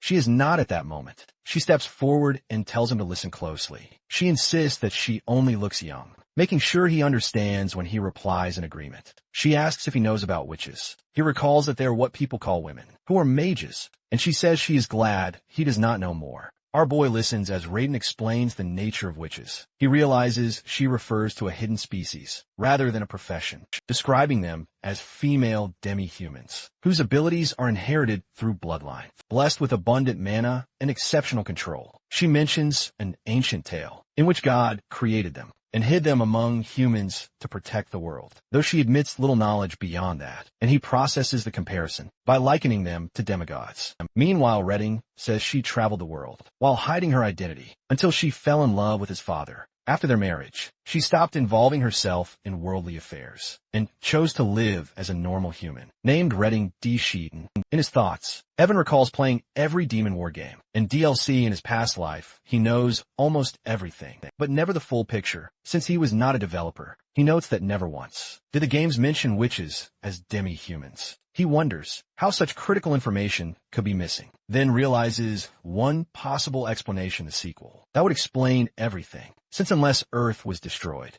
it was normal for a new game in the series to be released, though he never expected to find himself inside it. And Raiden explains further, saying that no one knew which was born between her and his father. She admits Evan carries a bit of witch blood, since he is not a woman she believes. The adverse effect is his lack of magical talent. She recalls discovering Bellua, a child with the potential to become a witch, while our protagonist knows Bella is a demigod and wonders if demi-humans, witches and demigods, are connected. Evan thinks she will gain power she never had in Demon War 3. Finally, Redding says that is why they are in the situation. She asks if her explanation is enough, and though he agrees somewhat, she praises his smarts before asking for his own secrets, pointing out that it is unfair to keep them. After learning hers, he realizes Demon War 5 might exist, but has no information about it. He thinks it is safer to share his secret with his mother, who is connected to the sequel. He decides to plan ahead without adding death flags, and our boy begins to explain while recalling a dream. Across the manor grounds, Evan walks while servants whisper about him. They comment on his habits and training routines, until in the garden, he faces Shine. Shine tries again by spinning a funny story about the gardener. That nearly cracks his composure. The young master calls this immortality Project No. 5 Poker Face, a mission to hide his emotions in any situation, though he admits he has not practiced much. A few days earlier, Bellua had told him that his smile truly makes others feel happy. Yet he tripped in and smashed a cup as tea spilled, until she rushed to his side. In that moment, he remembered something crucial. His 12th birthday and formal debut were close at hand. He admits that if he smiled at everyone, the death flags would skyrocket. Evan refuses Shine's suggestion to stop training, reminding him an aristocrat's 12th birthday is not a joke. The butler recalls how extravagant young Master Eric's party had been, filled with foreign nobles and guild masters. Our protagonist notes that such events mean many women will attend, which he sees as a problem. He insists a poker face is necessary to avoid unwanted trouble. Shine questions his fear and suggests women could simply be friends, like Mabel or Bellua, but Evan dismisses the idea. At that moment, Bellua interrupts with a letter from the palace. He freezes when reading the words and shouts in disbelief at receiving a letter from the crown. Below explains, the Marquise reviewed it before sending her, hoping it is not from the one he fears. Most he presses her for reassurance. She says she cannot give it, and a message reveals the king will attend his birthday. The Marquis roars about rejecting the king's proposal, yet still being pressed. Evan's mother warns him not to underestimate her, saying their second son is special, though the Marquis counters that the king will not get his way, since Evan will announce his intent to become Dungeon Knight Captain. At his birthday, Shine reacts with surprise, but the young master insists that is the point. Our boy believes the king's real aim is arranging a marriage with the princess. He thinks by taking the knight's role, he will cut off the chance, vowing to crush this death flag. Inside the estate, staff prepare frantically as he checks with Mabel about arrangements. He explains everything is being redone since the king announced his visit. He suggests shifting attention away from the royal guest, but she insists the young master should remain the main focus. She hands him the stage plan as he scans it, while asking if it is genuine, and Mabel nods. That makes his eyes light up as he realizes all the cute girls are coming to his birthday party. Earlier, Evan questions the popular female minstrels arranged to perform at his party. Mabel grins while explaining they're simply girls, eager to meet aristocrats. She explains that she promised them a meeting and his autograph, which they accepted instantly. Our protagonist glares in frustration and accuses her of selling him out without consent. He adds to his death flags, and as he reviews the plans, he points out the many fixes still needed, despite Mabel's protests about him involving himself in his own party. He instructs her to have the performers play a few quiet songs. Evan steps back once the king arrives, while also proposing to split the celebration into 2 parts. one for the king and the other for real fun. So the guests of honor may leave early. Later the boy stands before his employees to invite everyone to his birthday party. He assures them that both the main and satellite locations will remain open. Some hesitate because they fear disrupting the prestige, but he insists otherwise. He adds that they must wear brothers' pharmacy uniforms, so their status is made clear. Hannah hesitates at the uniform rule, yet he reminds her it is necessary. With aristocrats present, Evan explains that even Servina must wear her priestess attire, though he offers to prepare her a dress for the second part, when the important guests are gone. Turning to the older man, he offers a suit as well. But Grandpa refuses, he says. He does not want attention while the king is there. But Evan tempts him by mentioning the cute girls. Bernard asks if they are really that pretty, and our boy confirms they are. He adds they are the prettiest of the silk line, and famous even in other kingdoms. Grandpa agrees, though he warns he will leave immediately if bothered. Afterward, our protagonist visits the butcher. He asks him to cook for the party, but the man panics at preparing food for so many important guests. The chef slams his hands down and scolds the young master for his nonsense. Evan explains that only someone truly skilled would use that herb in cooking. He praises the man's unique talent, while urging him to showcase it at the birthday party. He guarantees that aristocrats will love it, which gradually convinces the hesitant cook. Evan further explains the appeal of cooking fresh, over open flames. The chef finally agrees and vows to do his best, while Evan promises to handle the rest. At the estate, Shine arrives carrying stacked boxes and explains they are addressed to him. Evan nods since he ordered uniforms for Shine, Belua, and the other demigod kids who work under him. He declares they had to wear these uniforms. At the party, Shine hesitates and asks if that means apart from the others. Our boy answers plainly that yes, they are his trainees now, and candidates for the night order he intends to form.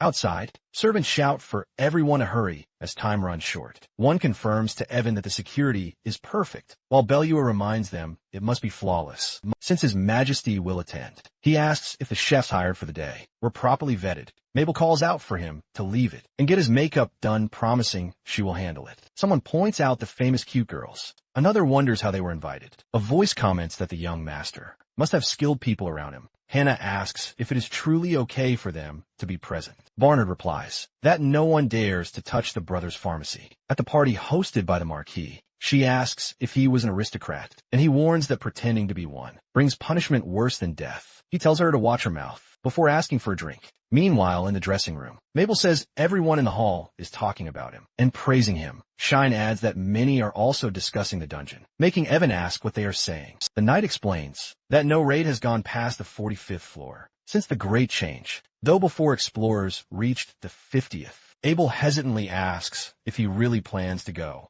after his birthday, and he confidently confirms. He admits that he will enter, but only clear up to the 5th floor, leaving them both stunned. Shine warns that if the young master wants to fight the floor master, the Marquis will be terrified. Evan admits his original plan was to go to the 10th floor. Shine explains that the floor master guards every 5 levels. He adds that no 12-year-old has beaten the 5th floor's floor master. If the Marquis discovered the 10th floor plan, he might ground him. Evan says that is why he will stop at the 5th floor. With the night order and Vice Captain Shine support, the man blinks and asks who the Vice Captain is. Evan declares he will leave the training to him. From now on, calling him Vice Captain. Shine asks if he is joking, but the headmaid arrives to announce it is done, and our boy thanks her before leaving. He asks the head maid to keep what they just heard. A secret, she agrees, while Evan says it is time to greet everyone in the party hall. Inside, a man notices the Ferretai family enter. Bernard calls a white-haired girl a pretty child, prompting Hannah to explain she is Alicia von Ferretai. Crow looks for Bella and wonders if Alicia will enter with Evan, while the girl grips her face in sickness. Her father says he will take her to Evan when he arrives and asks her to hold on longer. Crow wonders how much stronger Evan has become, smirking that Evan was strong enough to be considered his rival. Alicia mutters that he is lying, while he insists he is telling the truth. At that moment, Marquis Hurden and his wife enter the hall. Someone wonders about the Marquis' second wife, while another replies she must be tending to the newborn. The Marquis steps forward and thanks everyone for coming. On stage, he addresses the guests, recalling when his first son turned 12. Marquis then announces they now celebrate his second son, reaching the same age, as he prepares to introduce Evan backstage. Bella rushes in with an urgent message from the main gate, leaving the young master puzzled. Across the hall, guests turn toward the opposite side of the stage. as a golden staff strikes the floor with force. The Emperor enters, with Princess Serena following close behind. He arrives earlier than expected, while Evan realizes the king has come.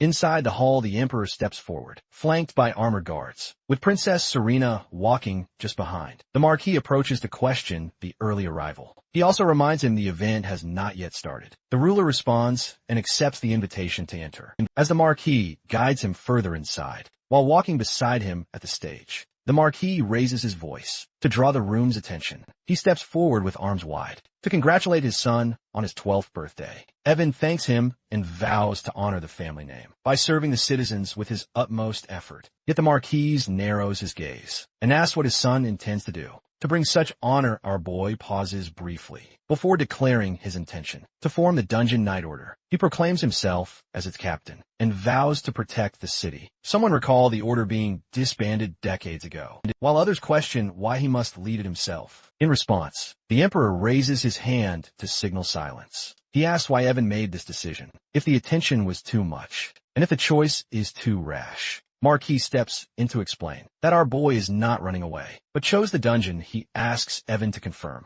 As he answers yes, Evan tells the king he is prepared to take on the duties. As Dungeon Knight Captain, he explains he has already been gathering members, while pointing to Shine Ryan and Bellisome whisper, he should not enter the dungeon until he is 18. Our protagonist declares he will prove his determination by entering the dungeon with Shine, Ryan, and Bella. He heads to go there with the goal of bringing back the head of the 5th floor's floor master. At that moment, his father reacts in shock. Marquis points out that he is still 6 years from adulthood. In the captain position, Evan acknowledges this, while insisting it is necessary to gain the people's trust and prove his determination before the Marquis can respond. Michael steps forward and states he can vouch for him. Shine Ryan and Balua and the crowd recognizes him as Michael D. Earlock, captain of the Iron Wall Knights. He explains that he has trained with them for years and believes they are strong enough to stand alongside the other knights, assuring the gathering that they possess both the skill and talent to handle the 5th floor. Across the hall, the Marquis protests with anger.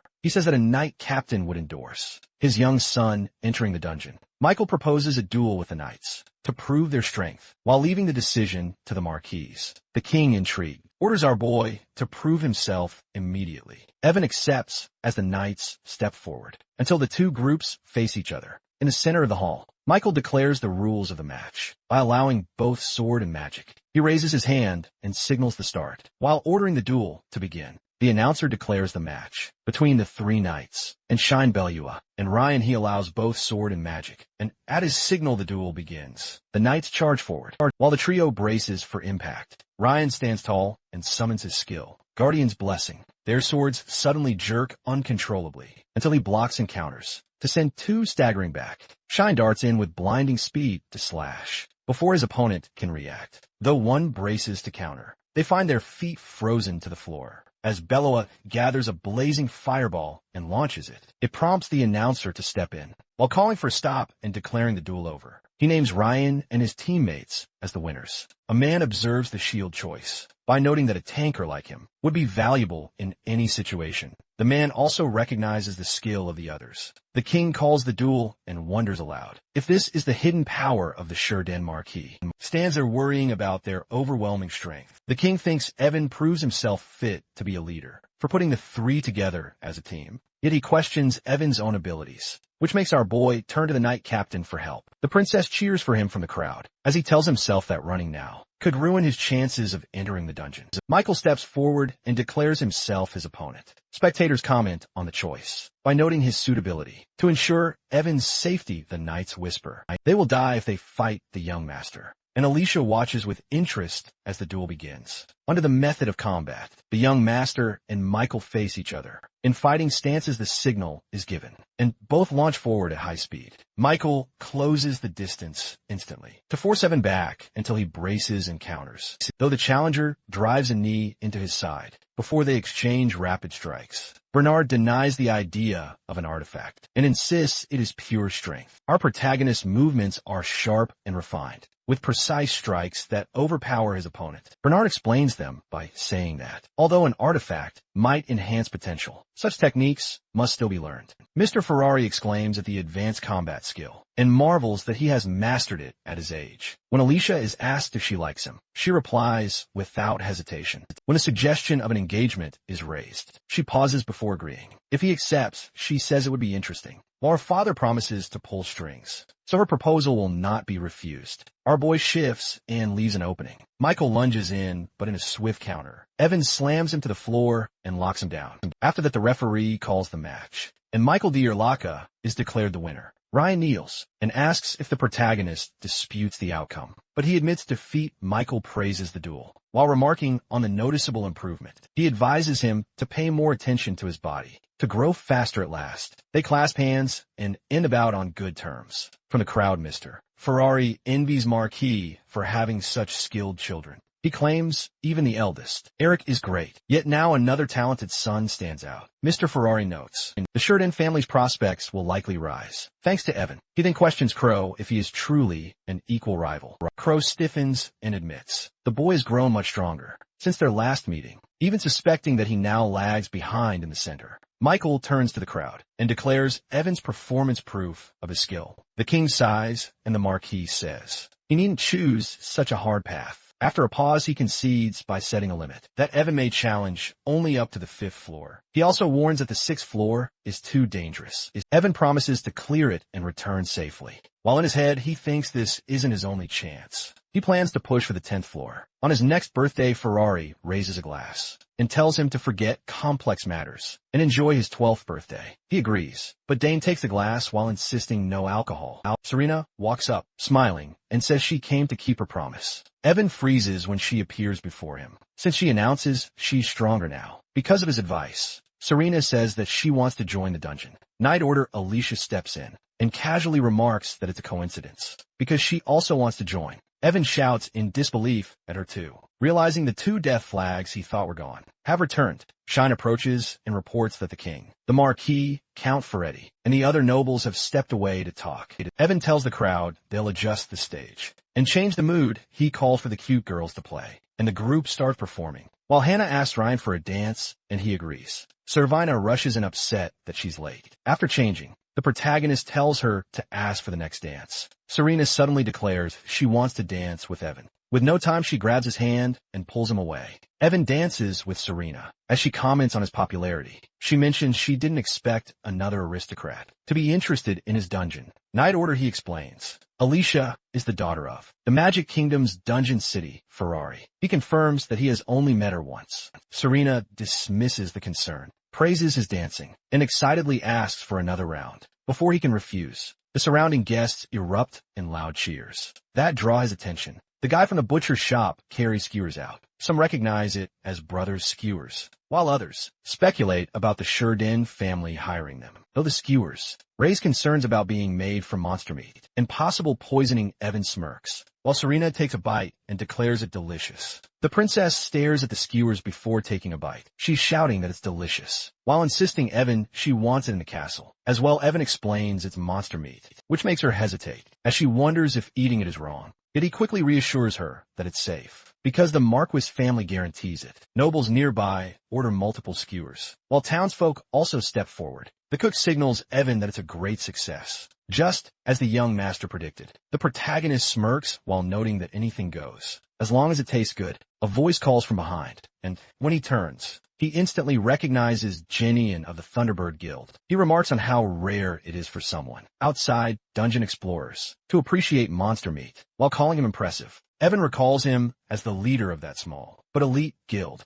Jinian insists they're simply short on members, which Evan waves aside. The man adds that their group is known only among insiders, while others remain unaware. The protagonist cuts him off by ordering 2 more skewers to show he isn't interested in recruitment. Jinian presses again by vowing he won't hand Ryan over. And although Evan takes a bite without concern, Jinian warns that he can't handle so many talented allies alone. Before leaving mid-conversation, Ruby steps up and quietly points out how curtly he dismissed the guildmaster. Soon a red-haired girl approaches with a man, who introduces himself as Alan, guild master of Wandering Paradise. He says she would have greeted him earlier if she had known he'd entered their sphere. The protagonist recalls the guild's reputation for fierce loyalty in protecting the dungeon city, no matter the foe. Aloa von Serve of the Phoenix Guild appears with Mira Weiss of Heart Shield. She explains her master stayed behind unwell. He remembers Aloa as the Ice Witch, who once fought with Heart Shield's tanks. Then Vlad von Salta of Evergreen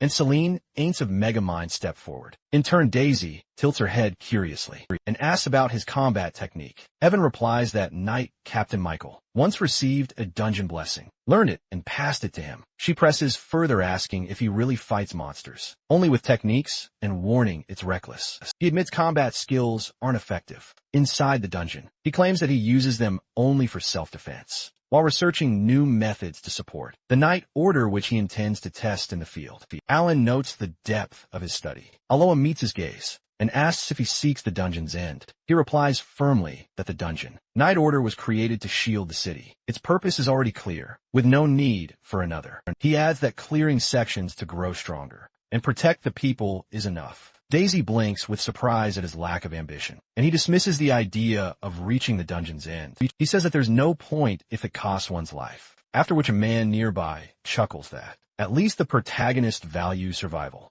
A cloaked figure steps out from the crowd. The hood falls back to reveal Prince Damien. Evan blurts out the name in shock. Evan says it's a relief as a young man steps forward. He notes that at the very least, Evan knows how to value his life. People recognize him as Prince Damien L. Silkline. Evan greets him formally, calling it an honor to meet him. Damien remarks it doesn't seem like he feels honored, and explains he came to give an order. He tells Evan to protect his younger sister, as he values his own life from now on. Evan lifts his hand and refuses. The prince questions how he can reject so easily, and asks if he dislikes Serena. Evan replies that this isn't the place to discuss personal preferences. He adds that he will become captain of the Dungeon Knight Order. He explains a wife of the captain must remain confined to the dungeon city, and without that resolve, she cannot be his spouse. He claims that because of this, taking the princess as a bride would be difficult. Immediately, Serena declares her intent to join the Dungeon Knight Order with him. Damien demands to know if Evan planted the idea, but he denies it quickly. The prince draws his sword and orders a duel, declaring that if Evan loses, he must take Serena as his bride. Evan protests, but Damien insists, pointing out he cannot refuse a prince's command twice. The blade now gleams in his hand, an incompatible weapon that reduces his power. Evan accepts the duel on the condition that if he wins, the prince will never make request of him again. Damien agrees and orders a guard to lend Evan a weapon, but the offer is refused instead. Evan relies on his martial art. Evan's weight, a technique designed to protect the body from the claws and teeth of dungeon beasts. He prepares to fight unarmed, while the prince remains determined to humble him. The duel begins as they face each other, one armed with a sword, the other barehanded. Damien calls out his name and charges. Evan strikes with a single punch, and the royal collapses to the ground unconscious. The match ends almost instantly, making Evan wonder how one hit was enough. Could an incompatible weapon really weaken him? That much. Michael steps in and explains that the heavy aura from the punch still lingers. He adds that a trade of heaven's weight likely causes an internal injury. Evan insists he barely grazed him. Michael replies that his skill is impressive, even if the first prince seems to be on the weaker side. The victor approaches Damien and tells him he isn't compatible with the sword. He suggests he try something better suited, maybe a hammer. The prince questions the suggestion and asks why not a spear instead. Evan urges him to choose a weapon that matches his build, warning that forcing the wrong one will only hurt him. Damien hesitates, but listens. As Evan explains, a sword's worth depends entirely on its wielder. The prince considers this silently, then agrees to keep it in mind before leaving. Meanwhile, Serena insists on staying with Evan, and he allows it for the day. She asks to dance again, but he declines, saying they've danced enough. Alicia steps forward and invites him instead, as Serena waves, securing a promise for another dance. Alicia comments on his popularity, then admits it's unpleasant but no longer important. She reveals her intention to be engaged to him. While dancing, Alicia announces she will soon be engaged to him. Evan denies the possibility, insisting his father would refuse. But she counters. She explains that her own father will push for it, and hinting that this is why he followed them earlier. He recalls seeing their fathers together, and starts to realize it may have been about his engagement. Evan protests, arguing it's uncommon for someone like him to be chosen. Yet she replies that she's already agreed. Panic builds as he demands to know why. Alicia leans in, saying he acts as if he knows everything in the world. Yet he's afraid of her. Our boy reminds himself this is only their second meeting. He wishes he had completed his poker face training. Silently cursing Shine, Alicia adds that she finds it amusing and wants to see how long he stays afraid of her. Deciding to remain by his side, he calls the situation dangerous and decides to avoid the party altogether. All he wants now is to slip away. Evan tries to leave, but another girl intercepts and invites him to dance. Soon more to step forward. First Servina, then Hannah, and soon a small crowd forms. Each waiting there turn nearby. Shine and Ryan watch. One comments on his popularity, while the other shrugs it off. As expected for their young master, Shine suggests Bella would join in as well, and wonders if he should speak for her. She refuses sharply and says that pressing him first from her side would be too much. Shine reminds her today is different. Bellua replies that simply being near him is special to her, and for now on she'll value every single day. Suddenly Shine calls out to the young master. He turns and hears that a lady wants to be escorted by him. While pointing at Bellua, Shine asks how long he plans to keep her waiting. Our boy apologizes, explaining he wasn't paying attention. As he watches her, he wonders if she's angry. Kneeling before Bella, he addresses her as my lady and asks if she'll do him the honor of letting him escort her. Tonight she starts to protest, saying she wouldn't dare. Evan tells her to forget such trivial things for today and repeats his request, pointing at him. She declares she would gladly. Everyone watches in awe. Crow mutters about wanting to become Evan and win Bella's heart, but Alicia tells him to stop dreaming. Bella turns to the boy, calling him a noble figure at the center of the world, though he insists he's just an aristocrat from the outskirts. Later the Marquise meets his son and informs him that all engagements have been blocked. For now the young master praises his father's decision. They both share a laugh until his father remarks that the king would never hand the princess over to a dungeon knight. His father clarifies it's not just any knight, but a dungeon knight captain. He explains they were able to decline and maintain their stance. Our boy concludes that the issue with Princess Serena is resolved. Marquis adds that even if the king runs out of cards, he won't stop and warns him to be careful. Evan quietly hopes someone better appears. For the princess, soon his father shifts the subject. He says that while things lean toward the better, Count Ferretai's daughter has made a decision. Evan listens as the Marquise explains that the Count wants her placed in the Dungeon Knight Squad as a reserve member. Hearing this makes the boy scream in frustration. The Marquis continues, saying that if she suffers there for a while, she might eventually become a real member. He doesn't need to explain what that means, and there's no escaping now. He points out the growing military strength of the dungeon city, something that can't be ignored. Marquis also mentions the fancy clothes given to children under the guise of reserve roles. He challenges his son after coming this far. Will he abandon them then? He changes tone and says it's time to know the real reason, asking why his son is so afraid of women. After a pause, our boy admits he fears keeping someone close who can't be controlled. He claims that he's worried he'll be hurt by hidden intentions and asks if that makes him foolish. The Marquis denies it, saying he isn't stupid, but just unusually mature for his age. He warns that avoiding people entirely isn't the solution, adding even failed efforts will help him grow, though he understands and respects his son's intentions. Marquis explains that true learning only comes from direct experience, and even failure is part of that. He urges him to reflect on both himself and others, using each outcome to improve. Evan agrees. He admits his real motive is to avoid girls, in order to prevent the deadly scenarios he remembers. Finally, the Marquis congratulates him on turning 12. Evan surveys the supplies laid out before him. He inspects the boxes of blue cap potions, and concluding the amount is sufficient. As he finishes, Bernard approaches and asks why he hasn't rested. Evan to explain that something came up the night before, and that he plans to sleep now. Before he can move, a blue glow pulses from his chest. He draws out Mirasol's necklace, which now shines brightly as it begins to shift shape. At that moment, the door bursts open and Princess Serena rushes in, though Evan recalls his father's warning. From the previous day, he's already in his room, announcing that a child is about to be born. She claims it for herself as she steps closer, insisting the child is ready to be summoned. Evan glances at the glowing necklace in his hand, beginning to understand what it might signify. Serena, holding the red slime ruby, explains it overheard something about the new arrival. He warns her not to enter like that again, and she agrees, though her focus remains fixed on the summoning. Evan turns his attention to the necklace. As light bursts from the pendant and the ritual begins,